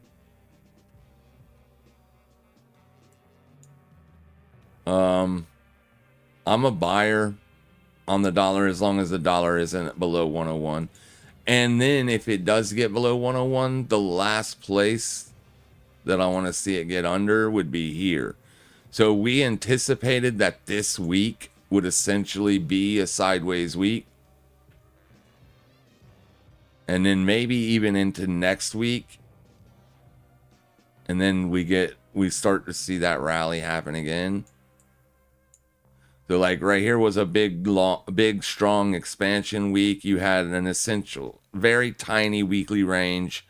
And then another very tiny weekly range. So 2 weeks went by and then upside. Red week, upside, upside. So it makes sense that we're seeing this kind of price action here. But it is a fresh breakout. So I want to see those highs defended. So if it loses this area and trades down into here, this would be my next area to be a buyer on the dollar.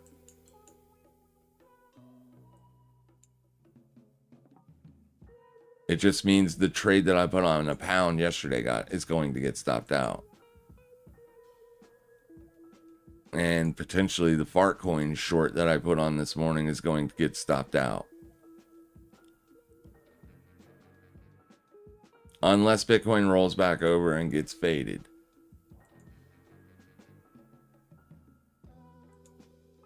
So this is putting in an upside continuation move here. You did see volume show up, but not a bunch.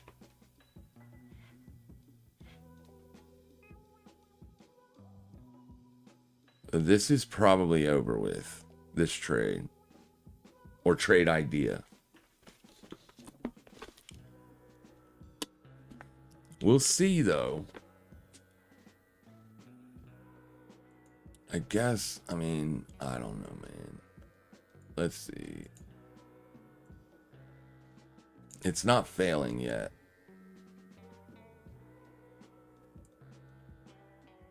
As long as it's not failing, that means it's literally in upside continuation. Which just makes it a super risky and aggressive short. Especially seeing that the dollar is pulling back. But is it done pulling back? Only time will tell us that. I know one thing. If I was short, I would definitely want to see continuation from here. This is the next... Right here is where the shorts are targeting.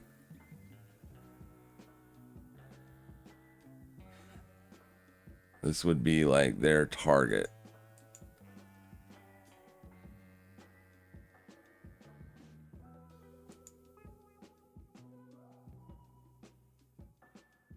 That would be their target.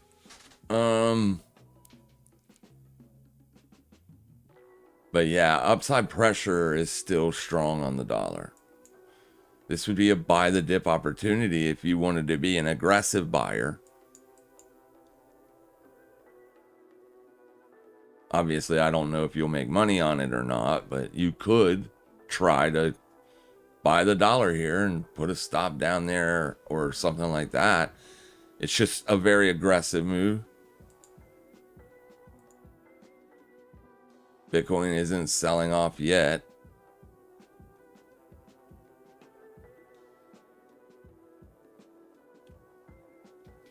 It may not. It may be done selling off. Who knows? Thoughts on Tesla today? I would leave it alone because I don't know what caused this. Do you see how big this day is in comparison to these days?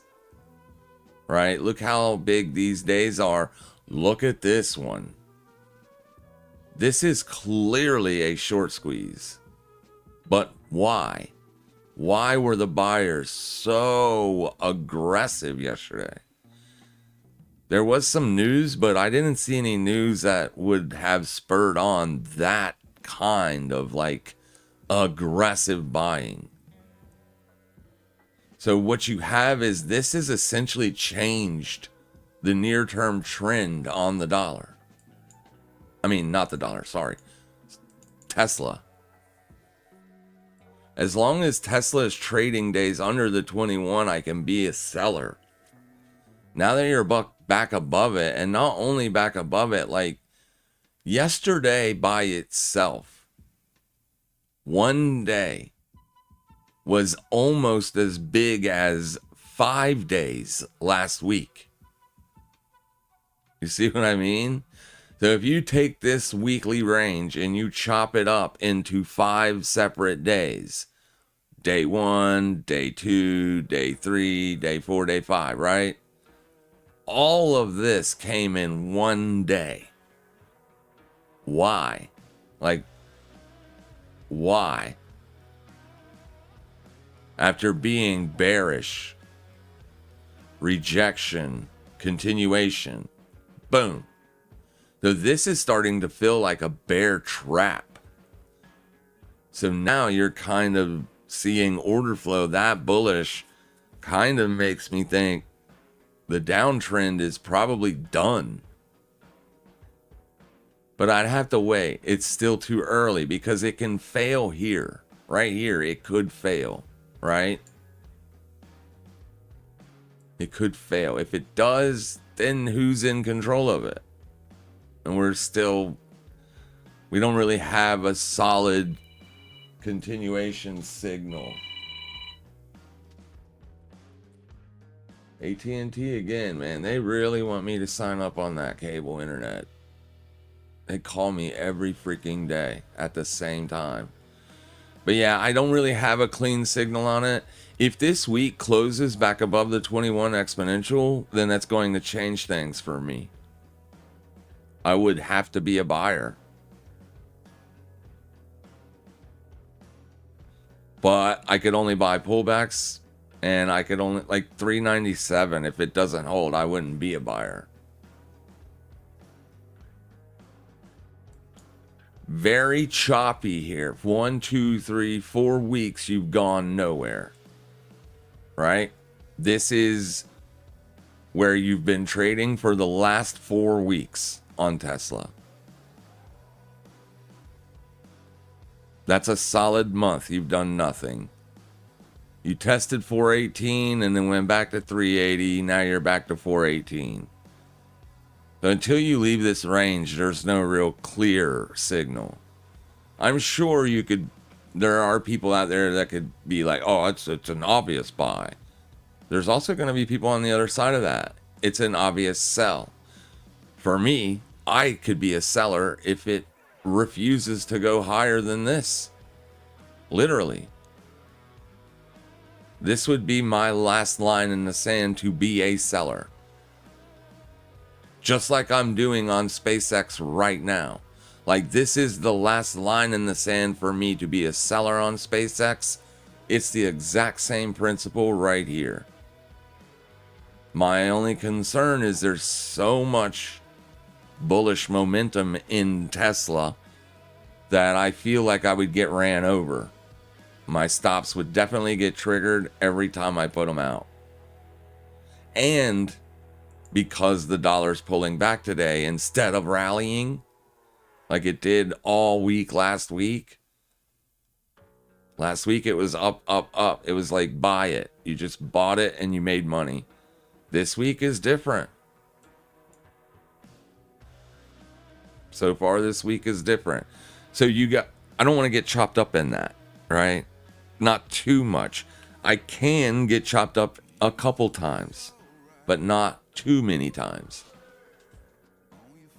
So there just isn't a clear signal on Tesla right now, unfortunately. It could be in the midst of shifting trend to bullish. You reclaimed your daily and weekly 21 exponentials, so it's up to the bulls here now to defend. But yeah, yesterday, what is that? Like, are you shitting me? That's like a 3x standard deviation move. That is massive. A massively bullish day. Crazy sauce. So I would expect continuation, but just a smaller choppy range today because of all that expansion yesterday. Usually when you get a big outsized move like that, regardless if it's up or down, the next day is usually just sideways. But yeah, a lot of people tried to short it probably all the way up yesterday. I tried it once, got stopped out. Once it got above the levels that I was watching yesterday, I was done with it. We were watching it right here at 405 yesterday.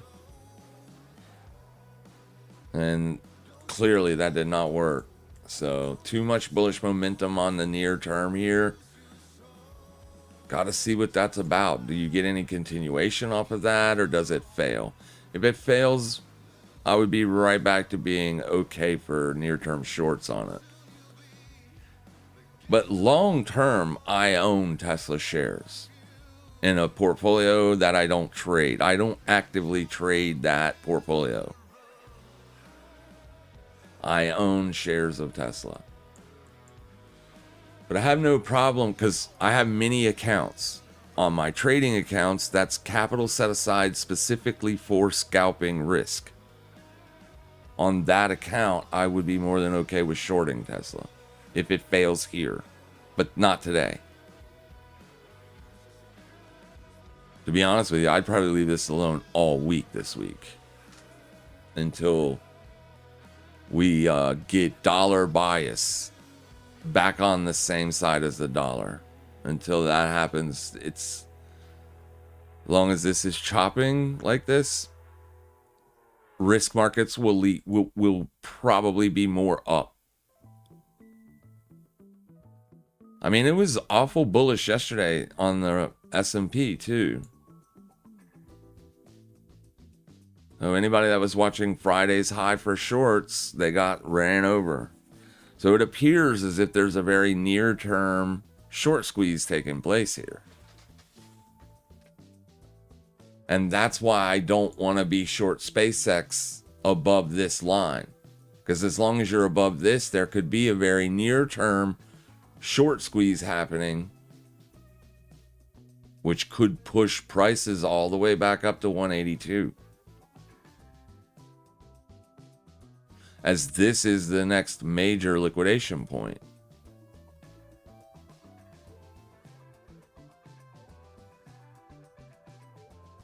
So we know that if price is just looking for liquidity, then if we're tracking where liquidity is, we don't need to be involved in it if we think it's reaching for this up here. Which it is, right? If it doesn't fail here, it is probably heading back there. Just look at what, just look at all your highs and lows. Like when the sellers were here, they were bearish. Once you took that low out, you didn't really get any continuation. It came right back up, all the way back up to here and closed. So then at that point, the liquidity was here and here. Price slowly faded, got back into striking distance to this liquidity, and then boom. There's the break.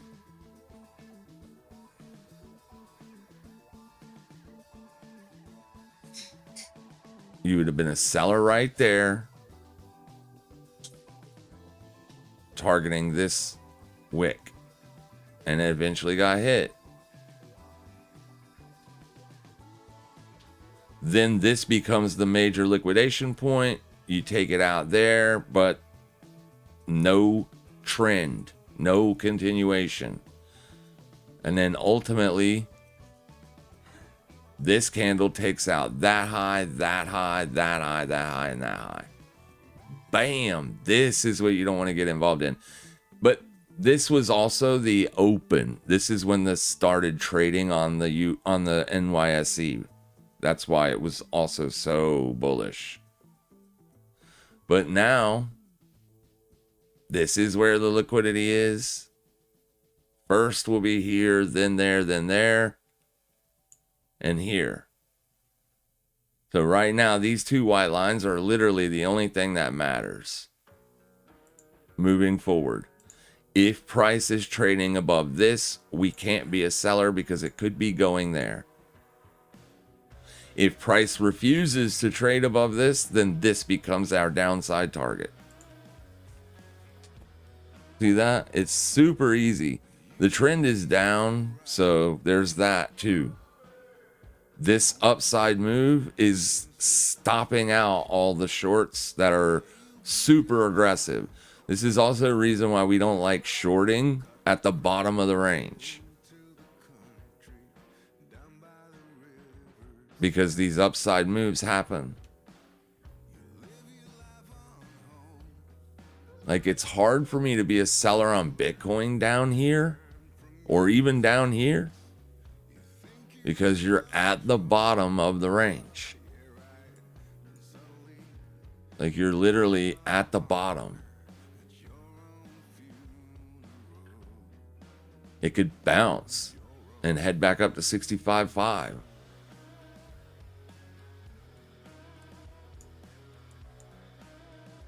So we just track where liquidity is and then look for price to go get it. And then try to get positioned to target that. So you're actually seeing dollar break down now. So this gap is definitely where it's headed. It looks like it.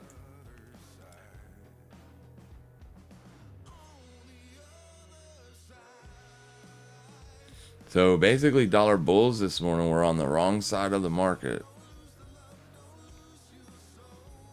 once New York showed up. Well, to be fair, they started fading that move in the London session right here.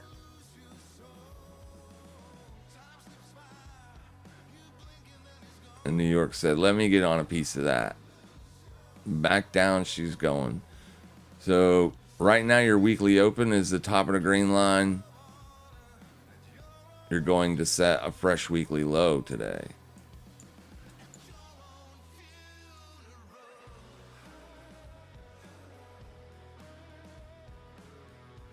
$101.070.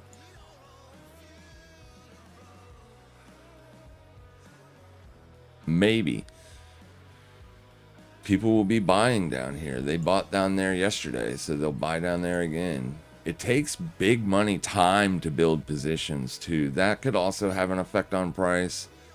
So imagine if you're putting in large orders to be a buyer here, you probably took a small fill. So as soon as price trades away, you set a limit order, another big limit buy down here. Stuff like that causes price to come back. Once they've built in a position, then it leaves. We'll see what it does. Obviously, no strategy is 100% effective. It doesn't really matter, though. We do just fine.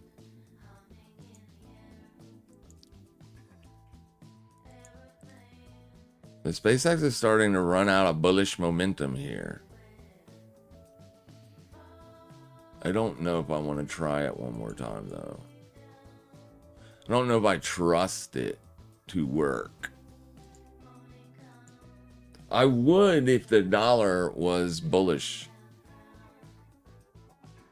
I would absolutely put that risk on up here, but I just can't do that with the dollar getting nuked right now. It's literally getting nuked. So Bitcoin probably is not being faded. Or it is, but I don't know how much of that they're going to get to keep. Jolt's data obviously upset the market a little bit. What did it do? What did it say? It's literally nothing. It's a nothing burger.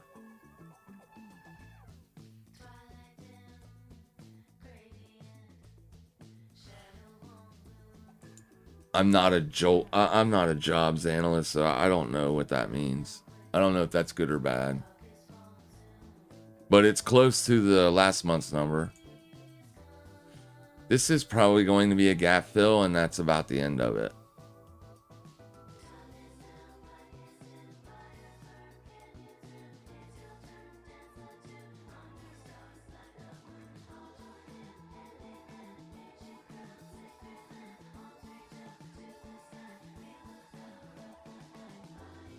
So there's gap fill right there.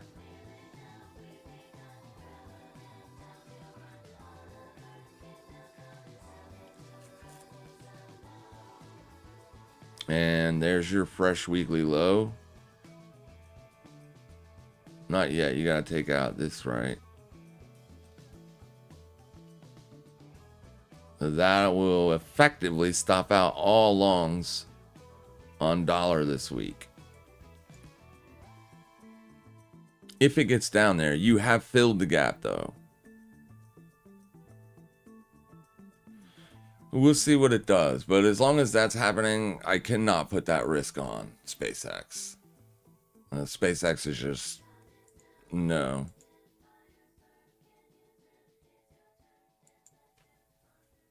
But I'm not looking for continuation on the dollar. Downside continuation.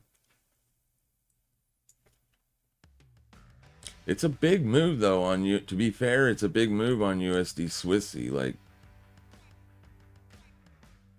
a big move. So it's okay. So you see this right here.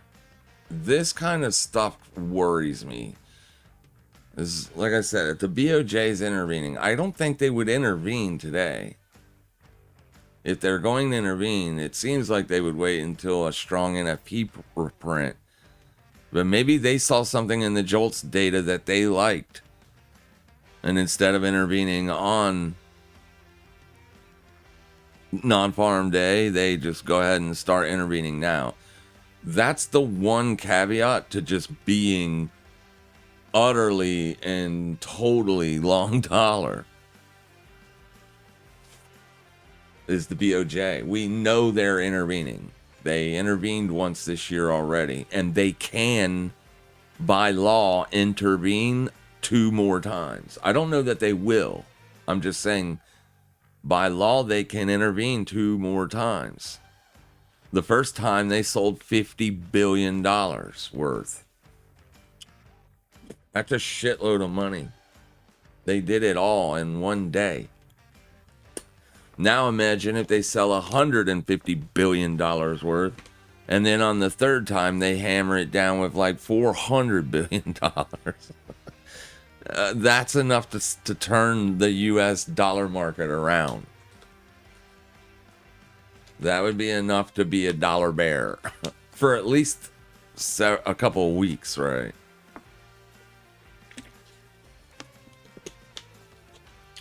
That's why we can't just be utterly and incompetently long the dollar.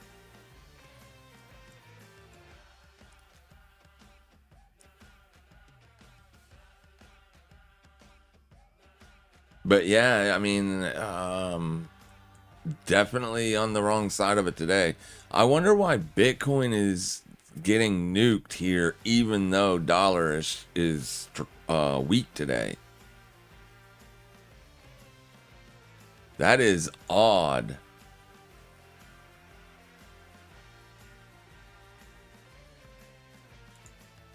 So this could be a trap.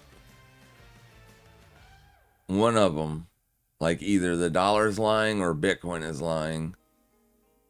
One of them is lying. As right now, there's a strong inverse correlation. So if this dollar down move is true, then why is Bitcoin getting nuked?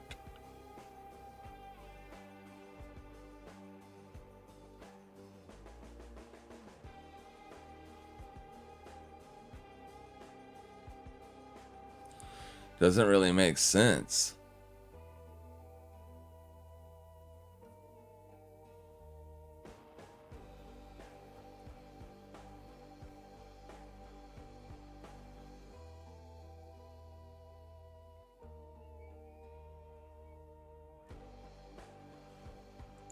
Very strange.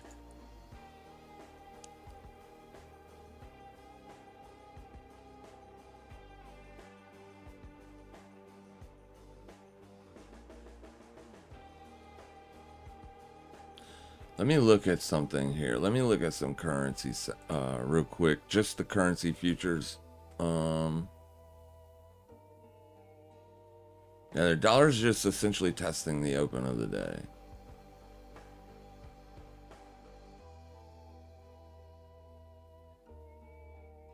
Just making sure to stop everybody out. Get everybody nice and stopped out.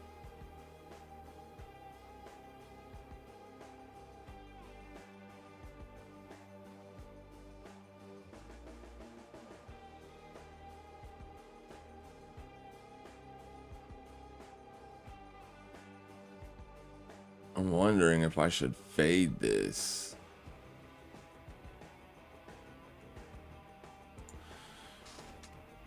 Let me look at the DXY over here.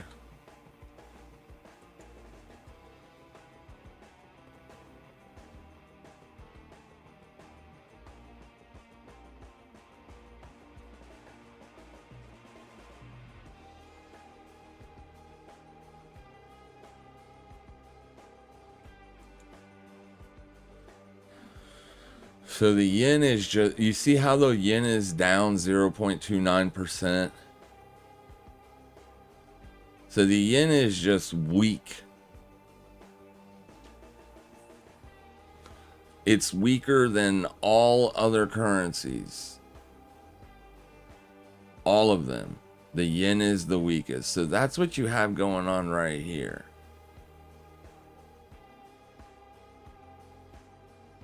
New Zealand is strong today. So is gold and silver. No, that's New Zealand and Aussie. So gold is up today. And silver is up today. But this might be a fadeable move. But here's the thing. Gold and silver got pretty oversold. So like I said, once you start hitting oversold, you got to kind of take profits on your shorts and allow price to rally. And then look for favorable opportunities to put the shorts back on. Right now, it's not really favorable to do that.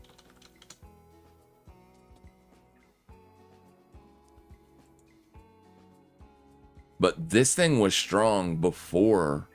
I looked at it this morning. It was strong even when the dollar was trading at highs. Gold and silver was up.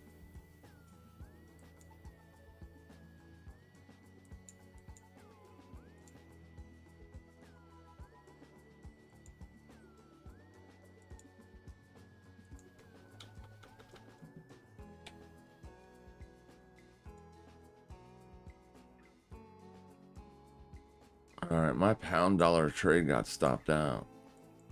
Bastard. You bastards.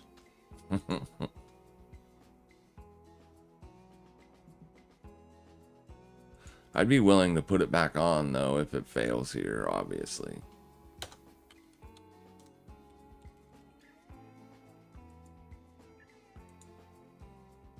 You're liquidating this right here. Next liquidation point on pound dollar is where? Ooh, up here. So you're literally liquidating a daily level, nothing more. And then the next level for liquidations is up here. So if it fails here, I could be a seller again.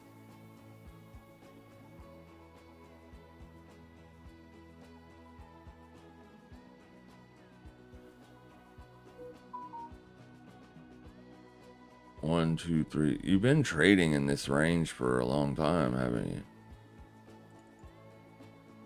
Yeah, as long as you're below the 50, I can be a seller.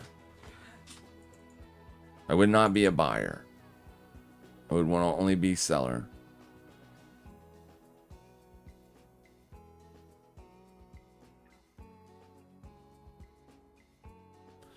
This move could get faded on the dollar.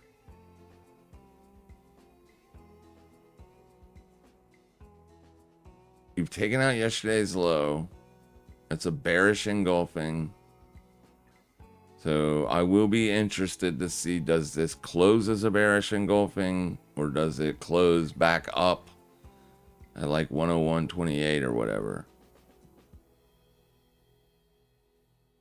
Because if it wants to trend under these lows, then something else is going on, I would assume.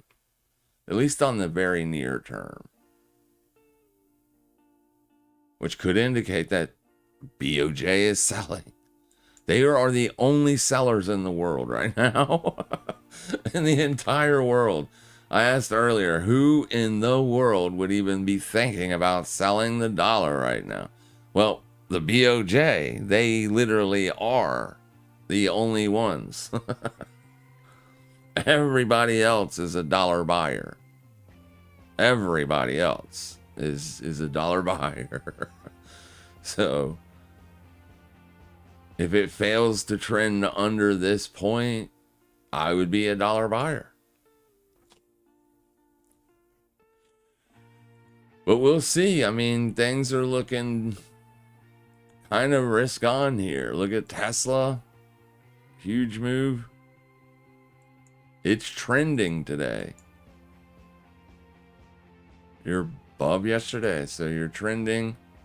And then obviously SpaceX is trending here. The 170's that next gamma squeeze level.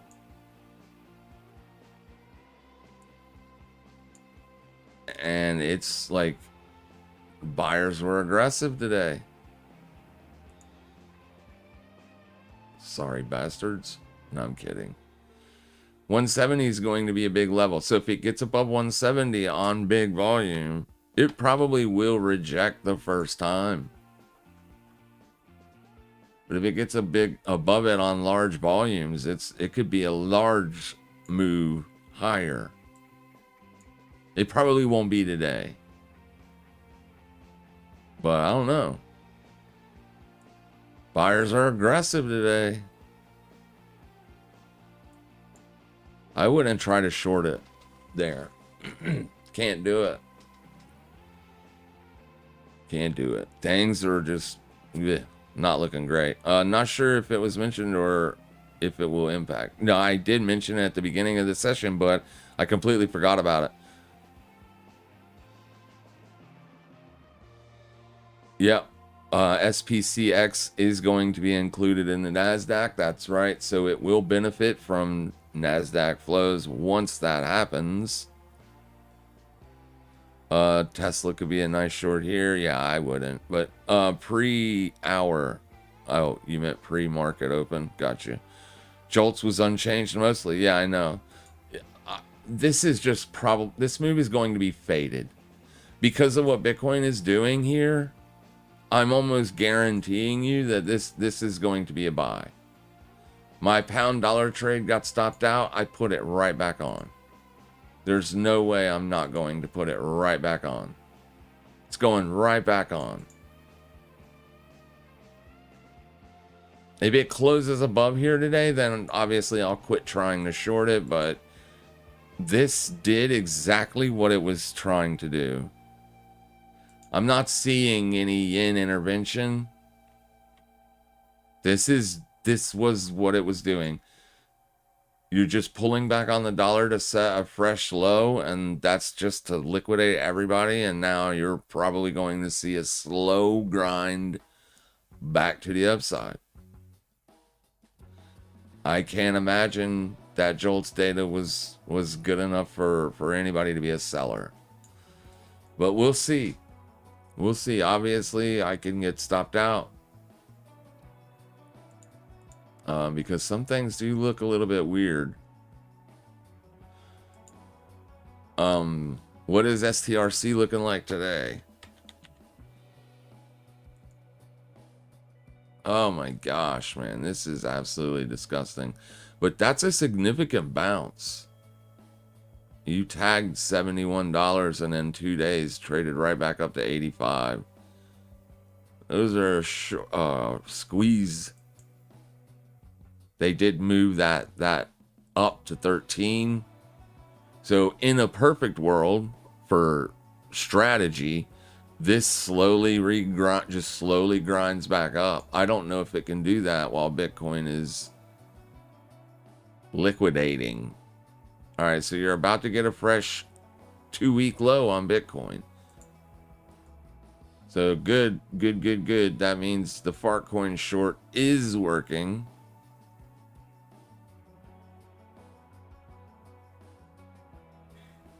And it ought, to be honest with you, it gave you an opportunity to sell it at the same level I'm at right there. Hopefully you took it. These pops usually get faded. The one concerning caveat with taking that short right then would have been dollar getting destroyed. But, oh, it did not even liquidate, did it? So it probably ain't done yet. It did not liquidate that low. It just took out yesterday's low. It filled the gap, though. So now it can rally. Very small, like almost an insignificant gap, which is weird. But Fartcoin's so far pulling back slightly.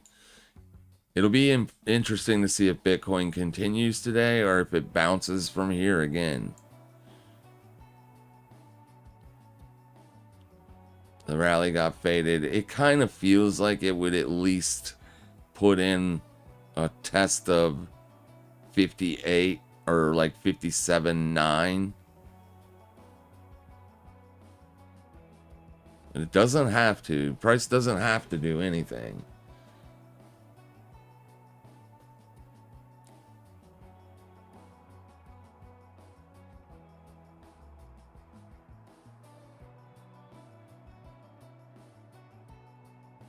Very strange that both Bitcoin and the dollar are both trading at day lows when they're very strongly inversely correlated right now.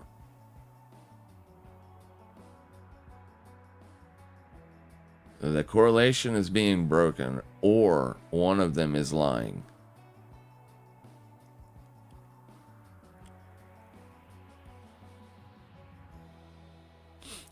I don't know which.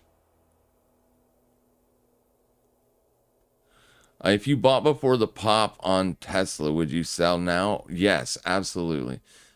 I always take profits without fail. Always. Always, always, always. And the reason is because I know that I cannot predict what price will do with any consistency. I can predict what price will do sometimes, but I can't do it with any edge or any amount of certainty. Like if I could accurately predict what price will do even 60% of the time, I would be a trillionaire. But because I can't accurately or consistently predict what price will do, I have to trade and use risk management. Part of managing risk, the other half of managing risk is taking profits. If you're trying to be a trader, if you're trying to be an investor, that's different.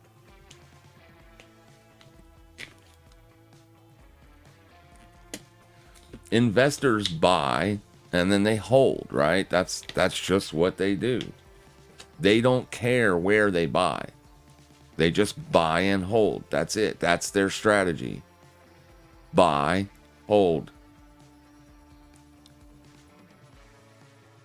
But traders, when you're trying to predict price swings, or not predict a price swing, but just be compensated for putting risk on at a potential reversal area, then yes, if you get a move in your direction, you got to take profits.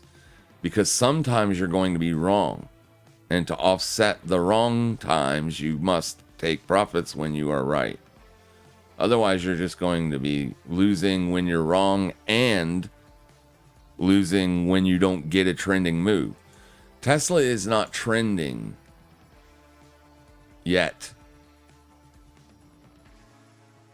So if you bought it yesterday or the day before yesterday, Friday, you should definitely take profits here.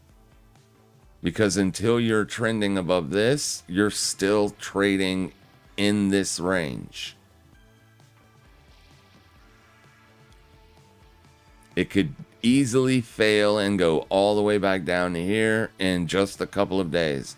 I doubt it's going to do it. It's not going to do that today. I doubt it does it until Thursday. Like, it would take all week to give this move back. This move just worked out perfectly with, you had the exact right amount of buyers lined up against just enough offside sellers. These are the people, these people who shorted under this white line, right? If this white line is the bottom of the range, this white line is the top of the range. Anybody that was short under this white line, them getting stopped out is what forced this up.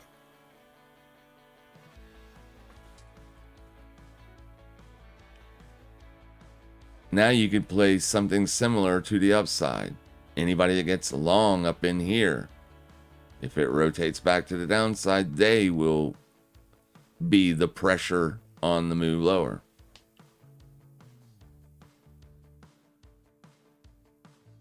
But it doesn't feel like that's what's taking place here. It feels like something else happened. It feels like something else happened. But this is the top of the range.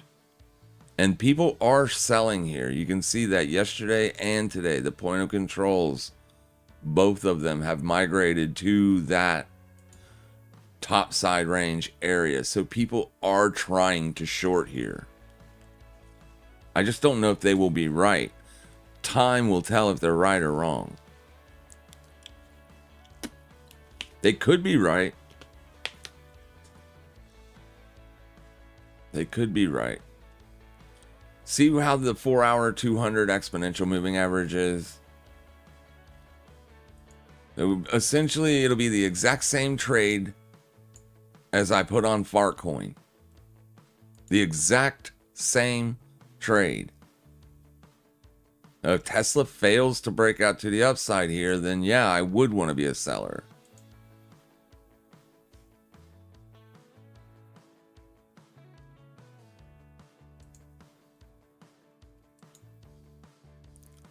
See? The exact same trade. You got above the 4-hour 200 and then lost bullish momentum. I thought we were going to get a breakdown, but that was before dollar got weak on me. This weakness on the dollar is definitely going to put that Fartcoin short under pressure. So obviously, I want the dollar to slowly grind back to the upside this week. And if that happens, then hopefully this will end up pushing lower.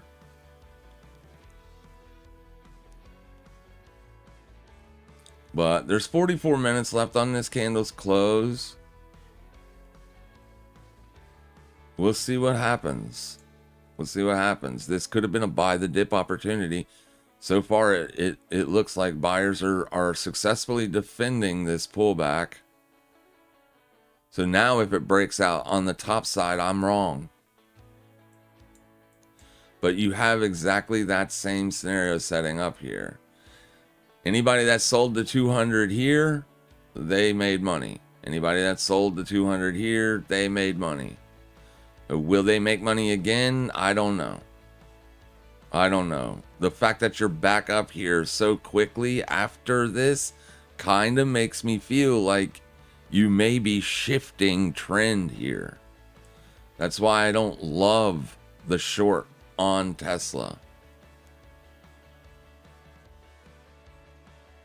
But anybody that sold here, they were right. Anybody that sold here, they were right. Anybody that sold there, they were right. Anybody that sold there, they were right. You see, it's the trend, right? It's a trend. The trend has not been broken yet. It's in price discovery. You're in price discovery right now. So it makes sense that there is heavy selling pressure here. You will be doing that soon on this as well.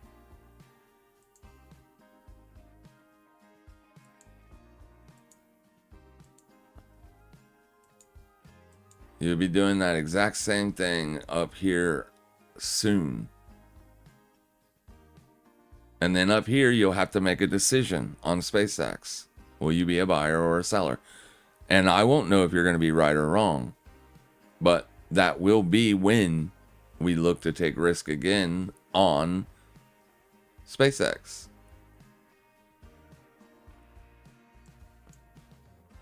It's going to be dependent on what the dollar does too, obviously. I need the dollar to find support. As long as the dollar finds support, as long as the dollar's not trading under 101.45, it's not even that. It's much lower. Remember, it's last week's low. That's when something else has changed. That's when this could be a trap. This breakout If you take out that candle's low, we have to at least ponder the idea of this breakout being a false breakout. But not if it finds support. If it finds support, we're still bullish dollar. Then we can be a seller on Tesla, SPCX, risk.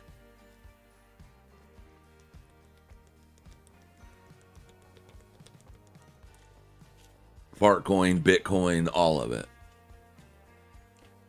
And be short all of it. Be short XLF. I think you can be short XLF now. Just make sure your risk is mitigated. If you break it back above 53.94, get out of the short because it's going to 54.89. But yeah, this looks good. This looks like a failure here. And since the Fed is going to be tightening monetary conditions, I think the XLF will feel some pressure from that. And then XLV would probably be a buy, as it's getting ready to break out of a very long-term range. It's pulling back today, but it makes sense. That's an all-time high. I can be a buyer as low as 154.44 for the first opportunity or the first potential try. Yeah, sometimes it takes more than one try to get it.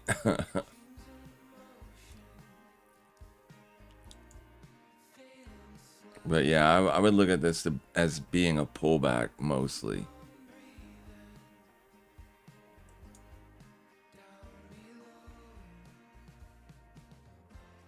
I'm gonna boil down on what the dollar does. Zcash is bullish today too. See this, the sellers failing to get downside continuation on Bitcoin. That should be concerning to sellers.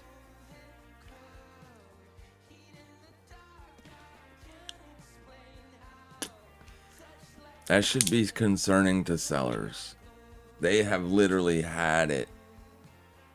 Why they can't get a breakdown, especially knowing how much risk there is out there, how much negative sentiment there is out there on Bitcoin right now. This thing should be already at 30K.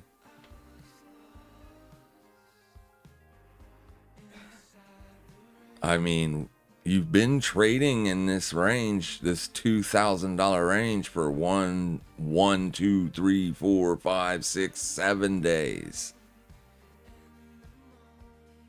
This range should be resolved.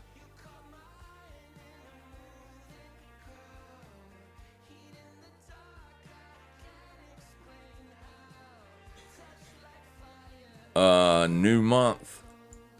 You're about to get a new month. So the monthly support there, and then monthly support up here.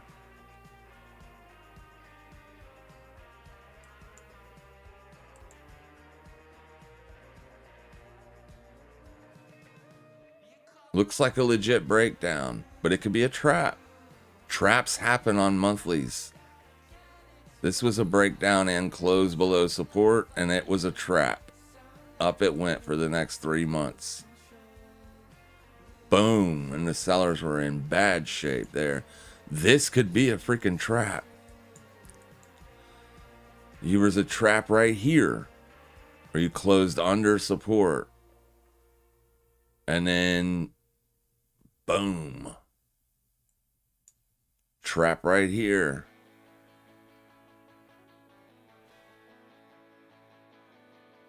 I don't know if I'd call this a trap, because you did get the breakdown.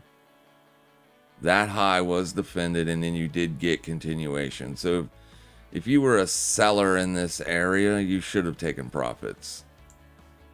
Same should be said for these guys. If these guys are probably taking profits. I would be.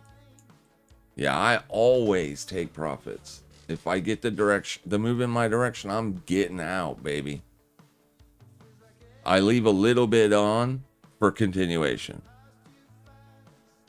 If continuation happens, that's just icing on the cake. That's the way you look at it. And then you'll do fine. But yeah, definitely take profits. Quarterly contract change looks bullish. Might have to start entering larger positions. Still waiting for that flash sell-off, but it may not come. Yeah, the OPEX already happened for the quarterly change. If I'm not mistaken, OPEX happened, or the triple witching event happened last week. No, I don't think it's this week. But I know what you're saying. I get what you're saying.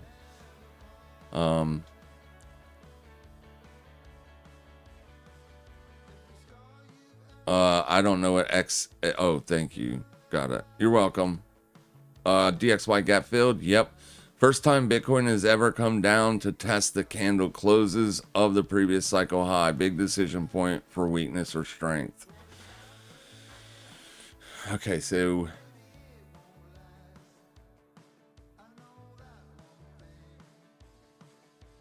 of a previous cycle high. I don't know. It did it this time too, right? The candle closed for the 2000. Oh, I get what you're saying. So for the 2017 monthly candle close, you can. I mean, I would call that close enough to a test. I mean, yeah, it didn't tag it, but still. Yeah. I mean, yeah. But that's going to be natural that happens. The higher you go in price, the harder that would be to sustain. I mean, think about it. Same goes for upside percentage returns. It's similar, right? The higher you get in terms of market cap, those sky high prices are going to be harder to maintain. There has been literally like, what was it? $6 billion of outflows for the month of June alone. If you go back into May and count those outflows, you're in double digits of billions of dollars of outflows in the last 2 months. There is literally no demand for Bitcoin. None. Not yet. I know there are people buying, obviously. Big money buys bear markets, always. Unless they know something that nobody knows. Nobody knows what's going to happen with Bitcoin. You've got your bears and you've got your bulls. Your bulls are buying. They are absolutely buying. That's what I would be concerned about, though. The insignificant lows.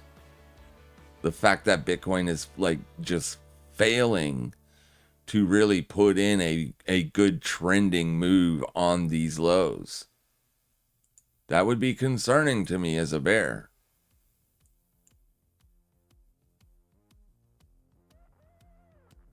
It looks like it's about to do that, guys. I hope you guys are ready.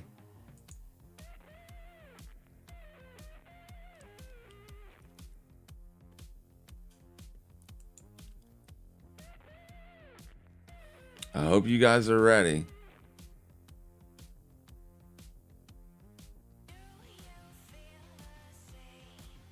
Sailor was a buyer while everybody was selling. So Sailor absorbed a lot of that selling pressure. Imagine what happens to Bitcoin when he becomes a seller. If he becomes a seller. And we already know that he's going to be selling $1.8 billion worth of Bitcoin. Unless he has someone that's willing to give him $1.8 $8 billion, he's going to have to sell the Bitcoin.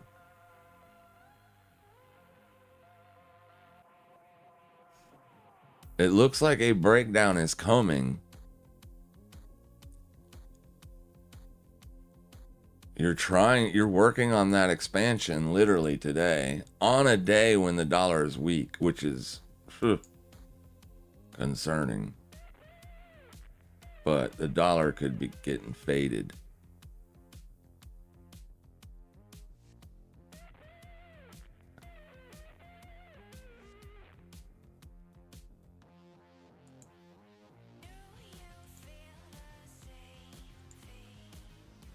So the sell on pound might not be today. It might be tomorrow.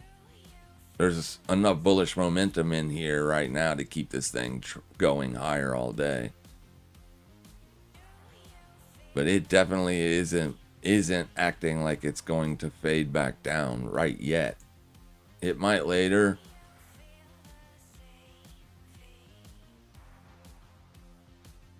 But it's definitely the way I want to be situated on this. I want to be a seller. Just looking at the euro short, it looks really good on a long-term chart. So look at this. Like, forget about the money. The money isn't the issue, right? This could easily be 250,000 contracts or 2.5 million contracts or 22.5 million, right? Money, the amount, the size is irrelevant. As a new trader, all you're trying to do is prove that you can consistently navigate a whole year and make money, grow the portfolio. But if you look at this long-term chart, does this not look like a great place to be short?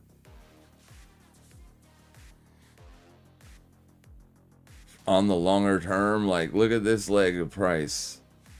Look how low that went from where I'm currently short. Even here, even then, it was a slow, vicious grind, but it still, nonetheless, was a grind.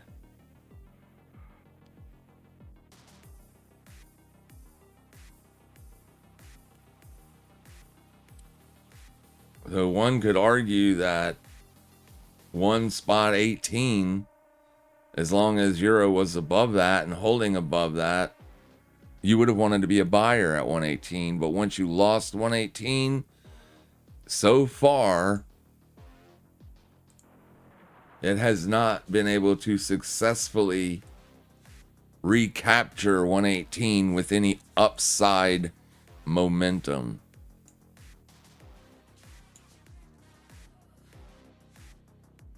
Now, obviously, I don't know if it'll pay off big in the long run or not, but just looking at it, it looks like it's a decent place.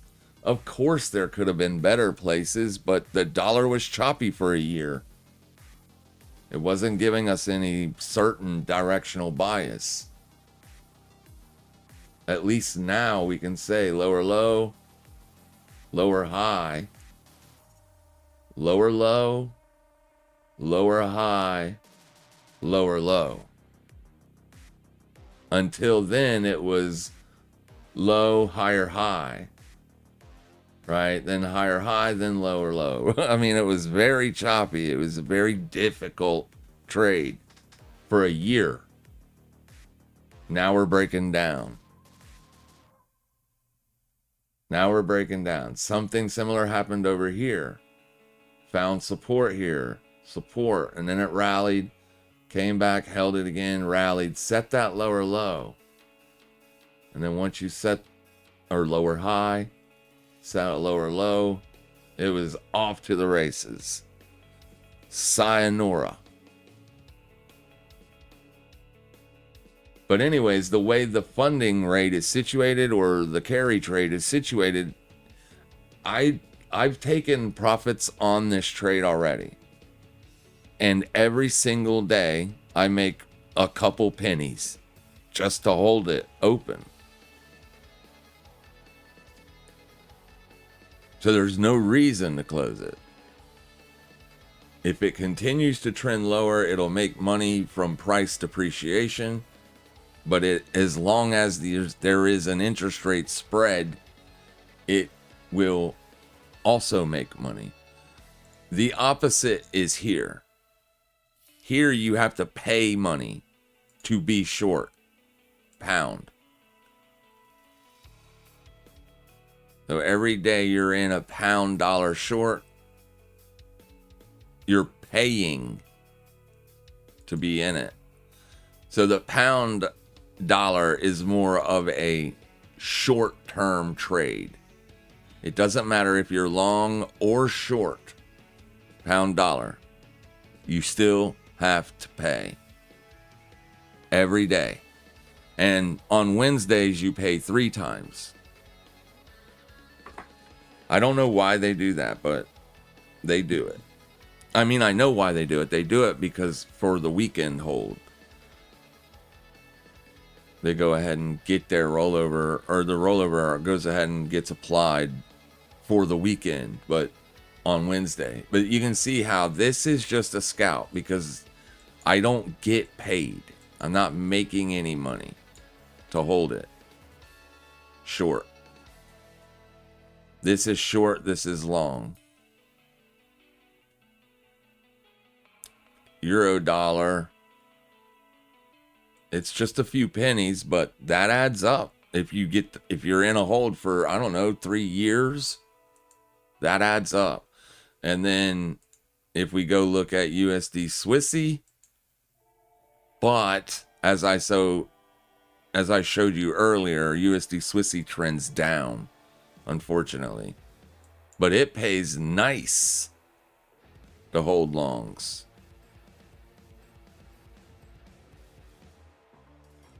Pays very nice. And then USD JPY pays also, but obviously that one pays more.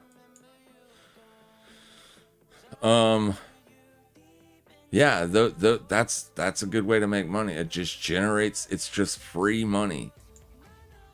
Free money.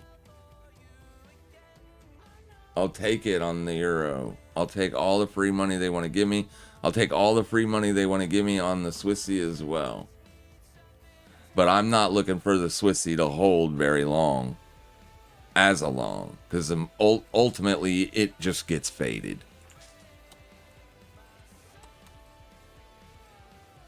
It just gets faded.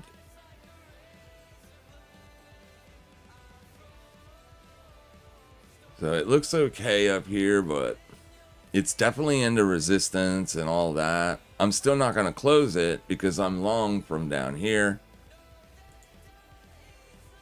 I'm literally long right here. So as long as price is away from my entry, I'm going to leave it open to generate that revenue. But that's on the small account. Imagine if you're doing that on a multi-million-dollar account. Or whatever, a multi-billion-dollar account. Yeah. It's expensive to short the dollar right now. If you want to short the dollar, you're going to pay a hefty price. So to short it versus the yen, you're paying $1.11 every day on 10,000 units. If you're holding a full one lot, which I trade on my main account, my main Forex account, when I trade USD JPY, I'm holding 3 lots always on the scalp, and then I close 2 off. So when I get to move in my direction, I close out 2 lots and leave 1 lot on. So if I was short USD JPY right now, that's 20 times, 30 times that is what you would have to pay on a daily basis to hold that trade open. $10 per day on a 1 lot, $30 per day on a 3 lot, which isn't a lot of money. But if you're short, or if you're holding that short for 15, 20, 100 days, that's going to add up. $3,000 in 100 days of just sideways price action. Why would you do that? You wouldn't. I wouldn't.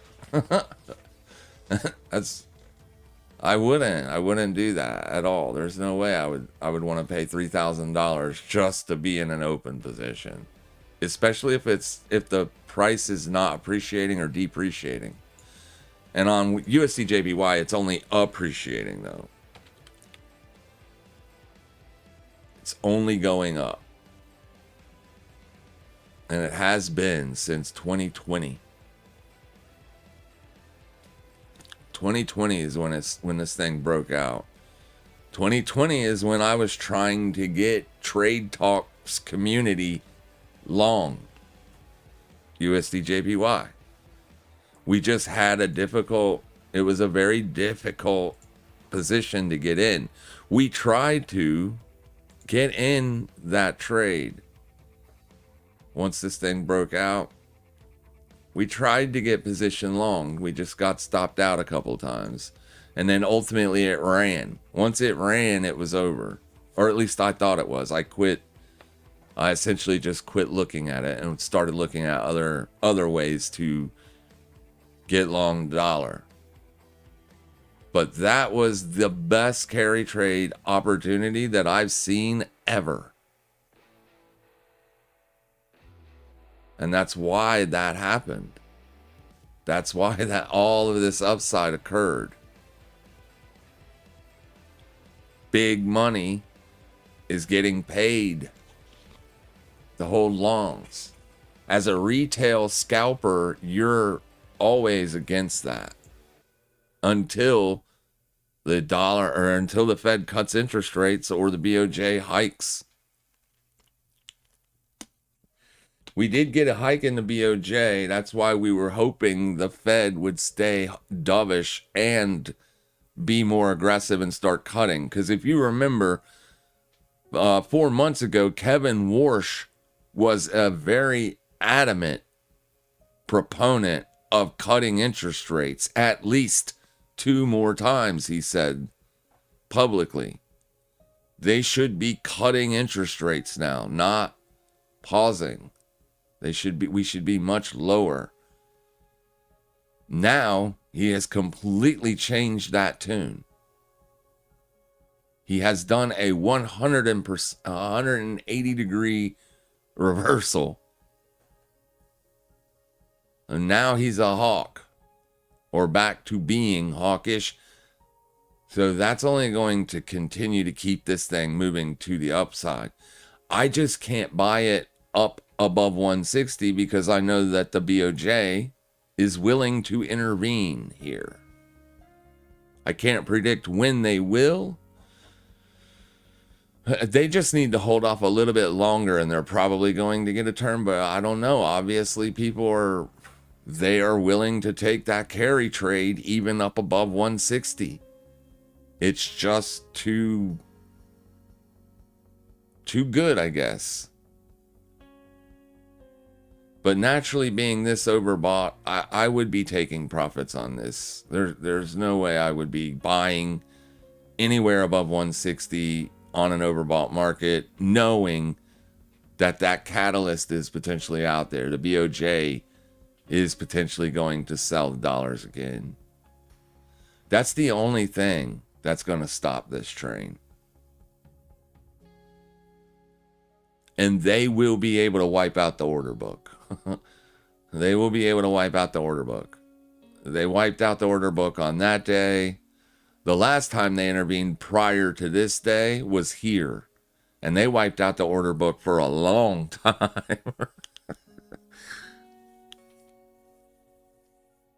That trade lasted for weeks and weeks. But yeah, I don't know if it will on the second attempt. On the third attempt is probably when it wipes it out. But then you got to ask yourself, at what point does it become attractive to be a buyer again? Oversold. Yeah, oversold makes it very attractive to be a buyer again because you're getting paid to hold the long. It's so easy when it comes to this asset. The BOJ's got problems. They got serious problems. They need to figure something out. So Bitcoin is still not giving you that trending move. We're still not seeing a trending move on Fartcoin either. This is perplexing.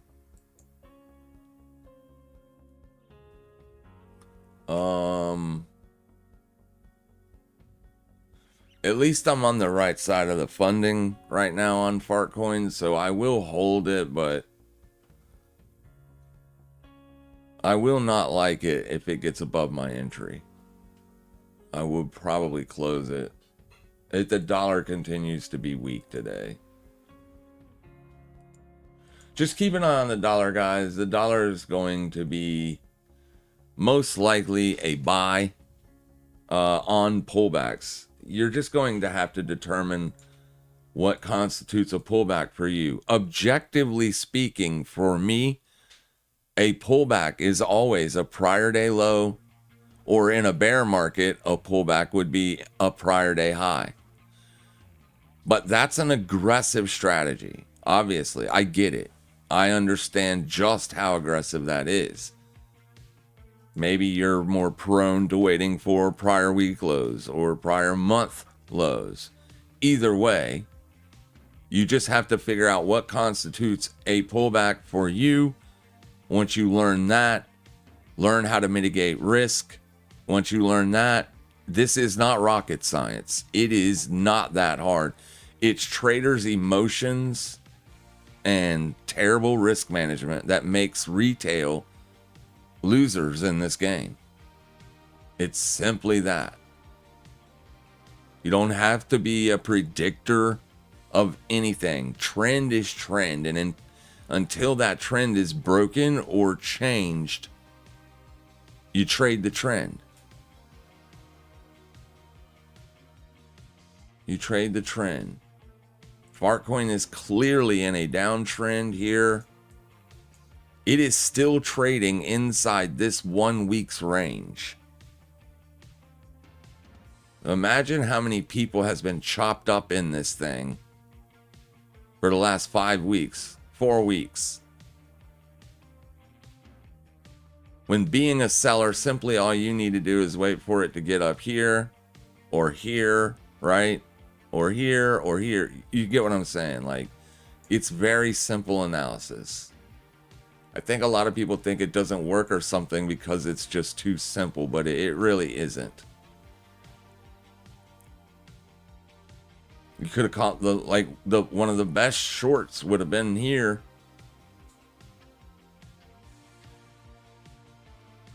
And you could have been a seller as soon as you lost that price or this price.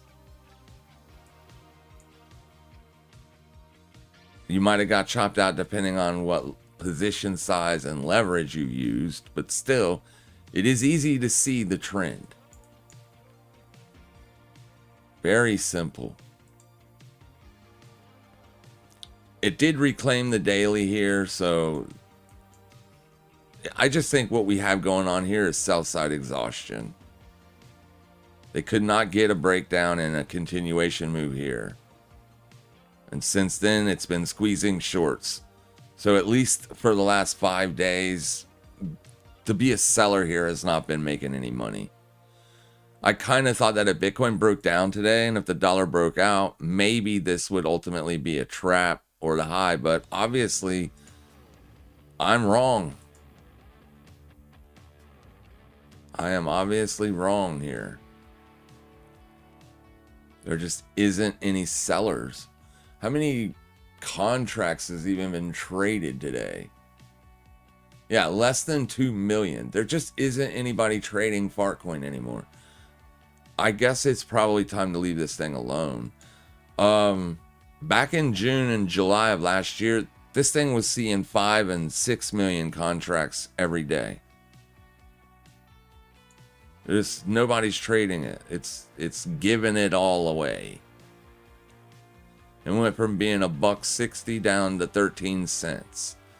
That squeeze is over pretty much. Big money's leaving. Pound dollar is reversing. So if you want to short pound dollar, you still have a chance to jump on it here. Except for instead of mitigating your risk by that swing high, you could mitigate your risk from that swing high. Make sure you get your stop above the high of day or higher, just in case it doesn't ultimately work out. But this move on the dollar, I'm assuming, is going to get bought up. I mean, it's already back to being green on the day. Like I said, I figure this move will be faded. And it is so far being faded.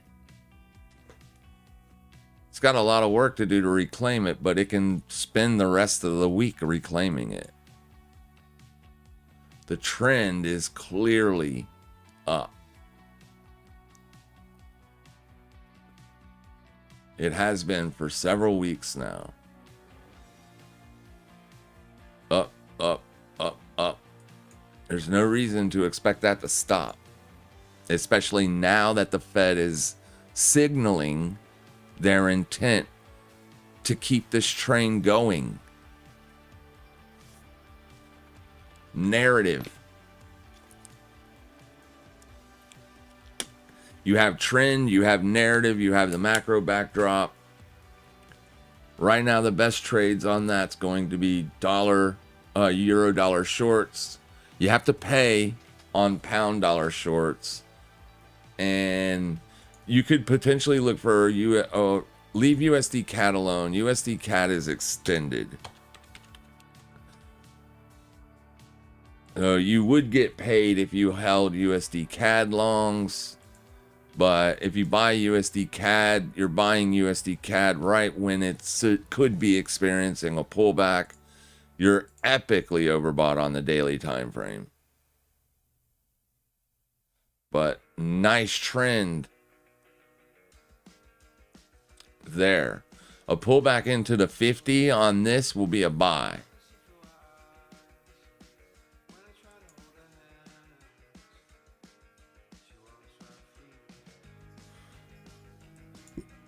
$0.09, but still not much. This one's good, but I just don't know how much more upside you're going to get out of it. So USD CAD longs. What is another good one to look for? Potential longs on a pullback.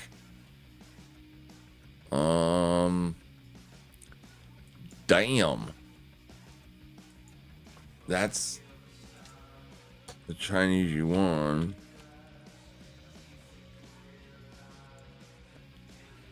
Why are they selling this?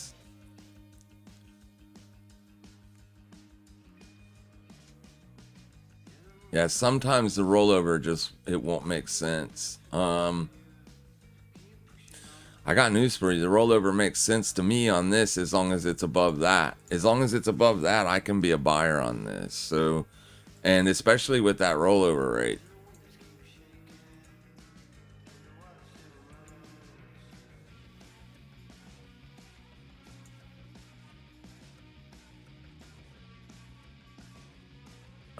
Can't justify it there.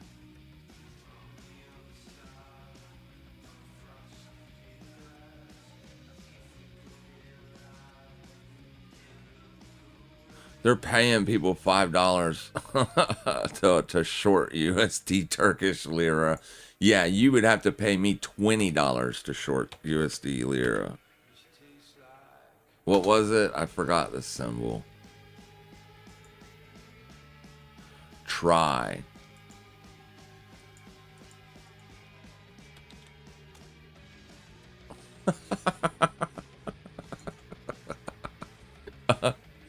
This is a candlestick chart. This is not Heikinashi. It looks like Heikinashi. It isn't. It's candlesticks.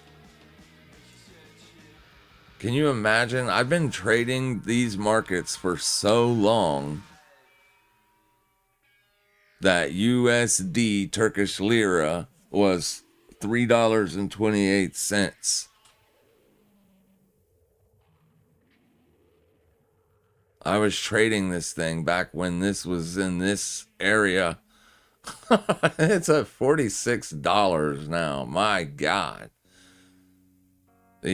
That is just rampant inflation. But I did not get involved in it. I probably didn't know enough back then to get involved with it. Damn. But even being long on that, you're going to pay quite a bit.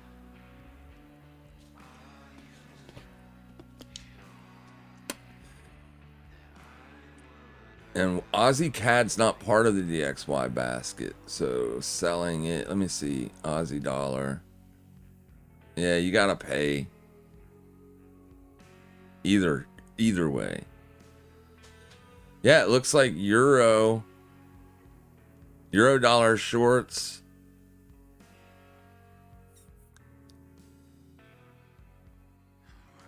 And USD CADs are essentially the only way to generate rollover fees. That's an insane chart. I mean, how much higher can it go? What's zero on this?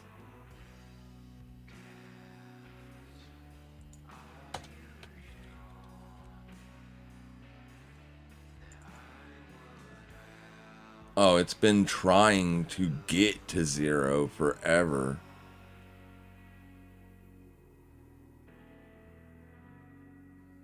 That's what it is. It's just been trying to get there. It just goes down exponentially. All right, let me make sure that I didn't miss anything. It looks like, I mean, Bitcoin is just going to chop. The only time to really get involved on that would have been early this morning. Super early, around the London session. I don't know if I would have taken that at the London session. The Tesla is currently trying to suss out resistance here. This may be a trend change on it. S&P's looking good and strong still, so this looks like a breakout on the S&P. I would no longer be a seller on the S&P. I would have stopped selling the S&P right there. And SpaceX also, big gamma squeeze level here, man. Be careful if you're trying to short it. This volume, there's no way I would short this again today. It's probably going higher. We'll see what happens when it gets to 181. If it gets up to 181 and fails, we'd be interested in shorting it again up there.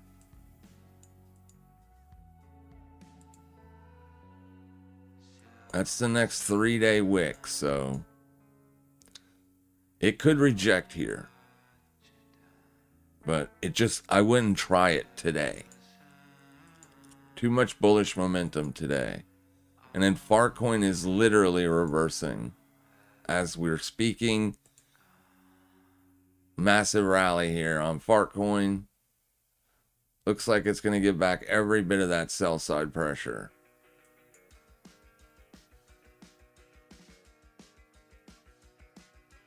Maybe wait on the pound dollar shorts till tomorrow. Because tomorrow you won't come back up here if it's going to go down, right?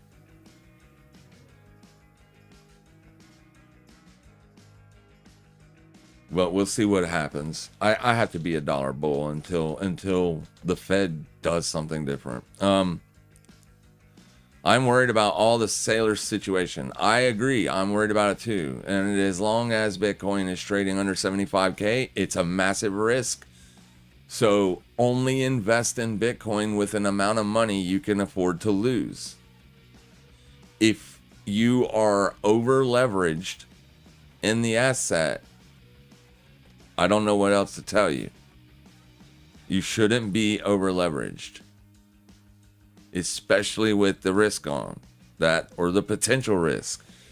You can't be over leveraged on any investment, guys. You got to do this smart.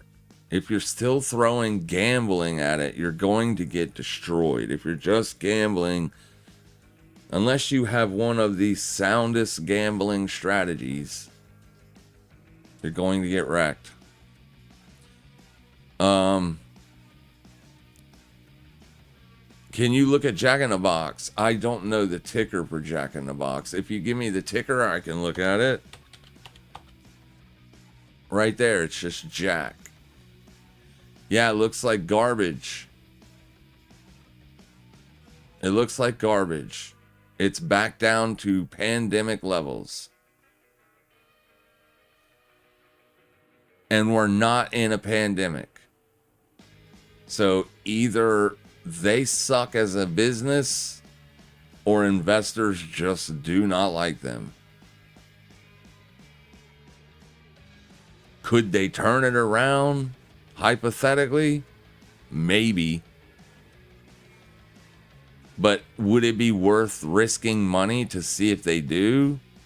Probably not. I mean, I think the market has spoken.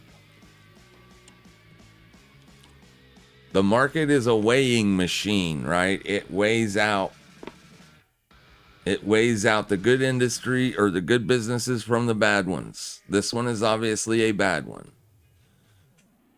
I do not like this ticker. You're just trying to buy a low because it's a low.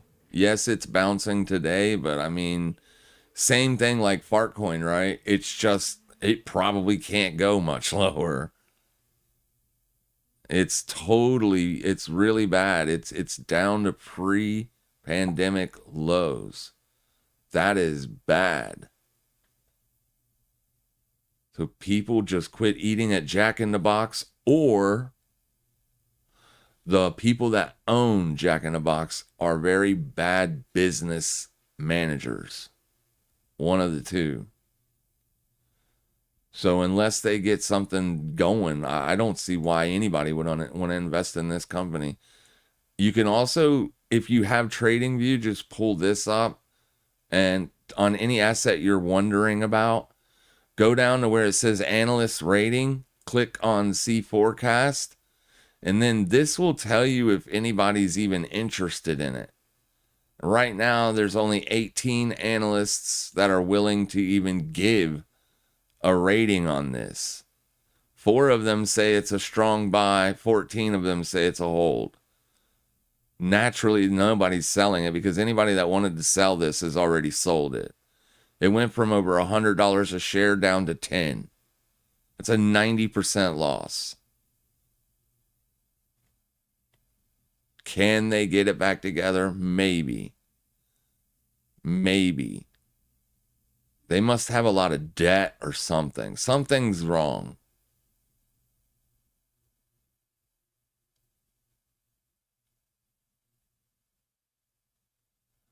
They're making more money, so why?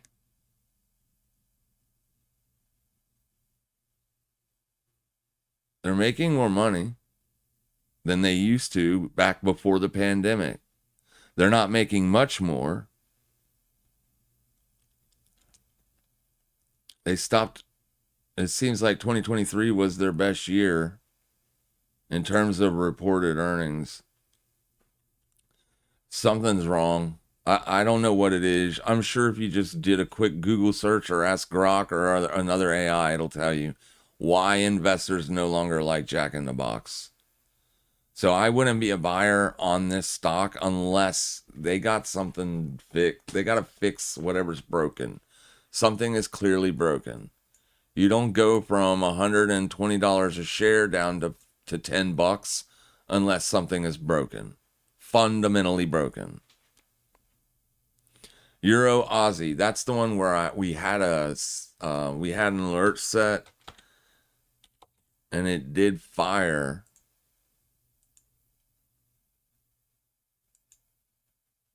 No, Aussie CAD was the one that fired.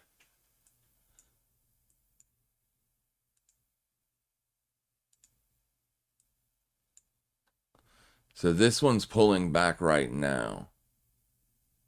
I don't remember what I was looking at on this. Here is where I will look for shorts if it fails. On this one, yep, for sure. Yeah, if we get up in here on this and fail, I will look for shorts on Aussie CAD and then Euro Aussie.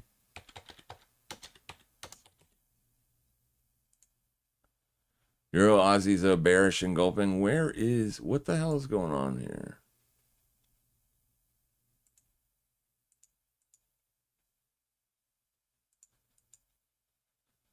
Okay, that's better. You're printing a bearish engulfing today. This is because the dollar pulled back. But yeah, this is a failed trend breakout on the near term. So I don't know if I can do anything with it today where it currently is, but this is a bearish engulfing. So like if it can get back up into 1.655 and then show me signs of resistance, I might be able to take a short on it then.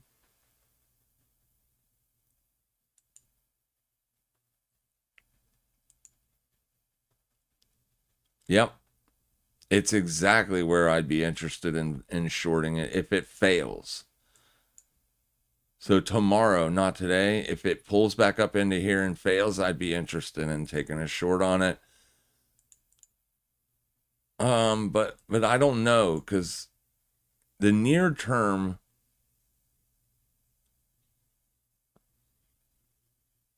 this thing is more bullish than I would like it to be.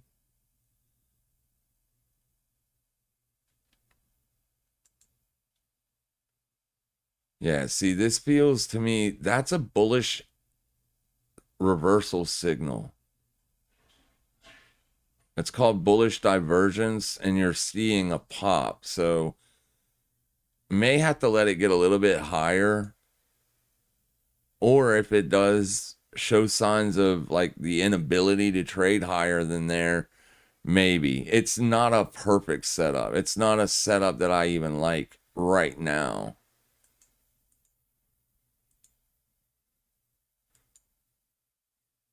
So maybe up in here, right? Yeah, this is completely flipped to bullish on the 4-hour time frame. So I would need to give this more time. This has to be this. Yeah, there's no setup here.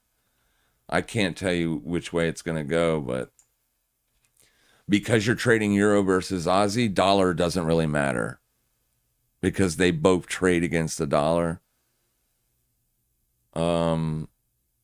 Here's what I would say. If gold and silver remain elevated, then I would be more prone to looking for shorts on this.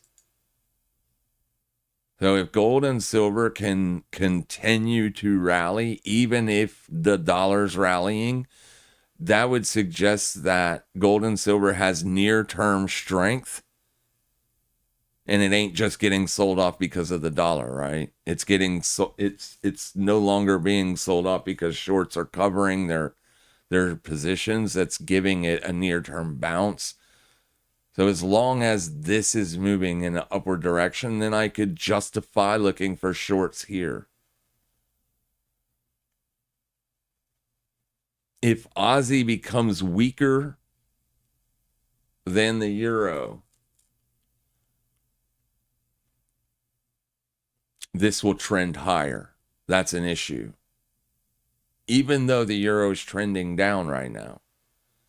If the Australian dollar becomes weaker based on gold and silver, then this will trend up. And right now, this is poised, at least on the near term. It's poised more as a long than a sell. But this is coming off of a very large downtrending move. So it may be choppy for the next several months. All in all, you basically bottomed. And now you're seeing a slightly larger bounce. So I would need to give this a little bit of time, probably see what it wants to do. I generally don't trade cross pairs like this very often, unless there just is no setup on dollar pairings. Then I'll look to these, but I would rather trade Aussie CAD right now just simply because there's a technical setup on it.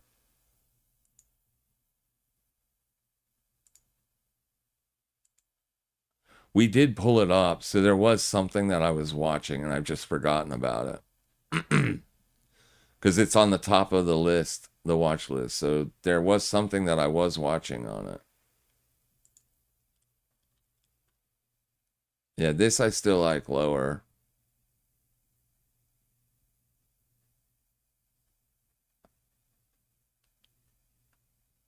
But only if it fails at 98,371. All right, with that, we're going to wrap it up.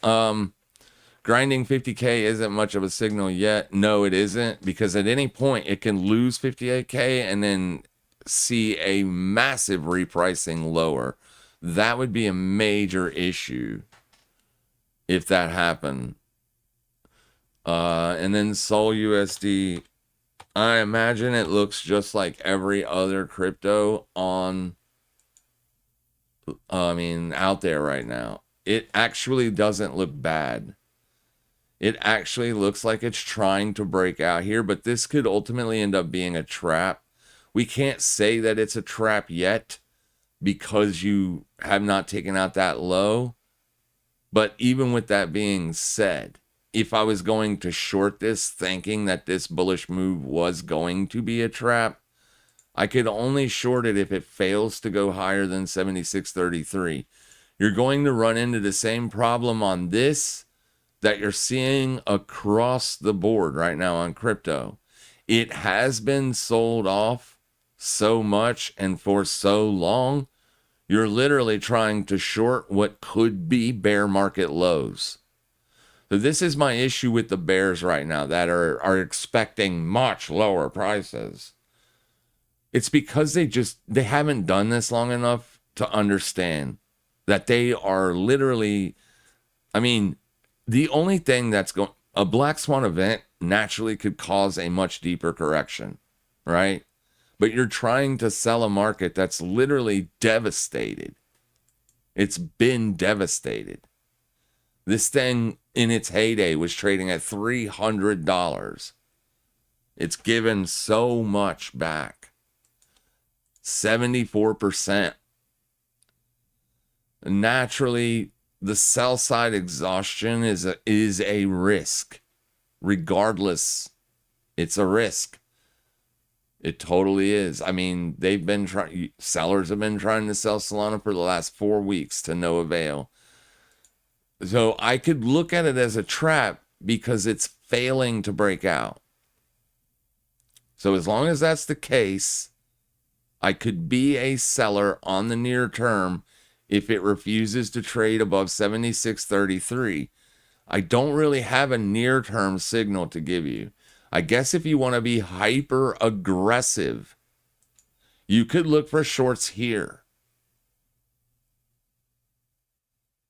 But you're trying to short an intraday liquidation zone. Intraday liquidation zones are obviously not as important as daily and weekly liquidation zones. But yeah, arguably speaking, I guess if you wanted to jump on what you think is going to be a very productive selling trade, you could try to get it if it pulls back up into here.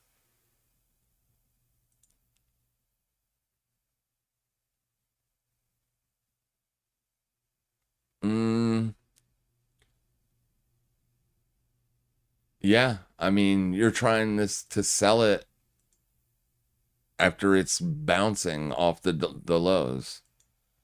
And this, because yesterday was a breakout, this is just going to be considered a pullback.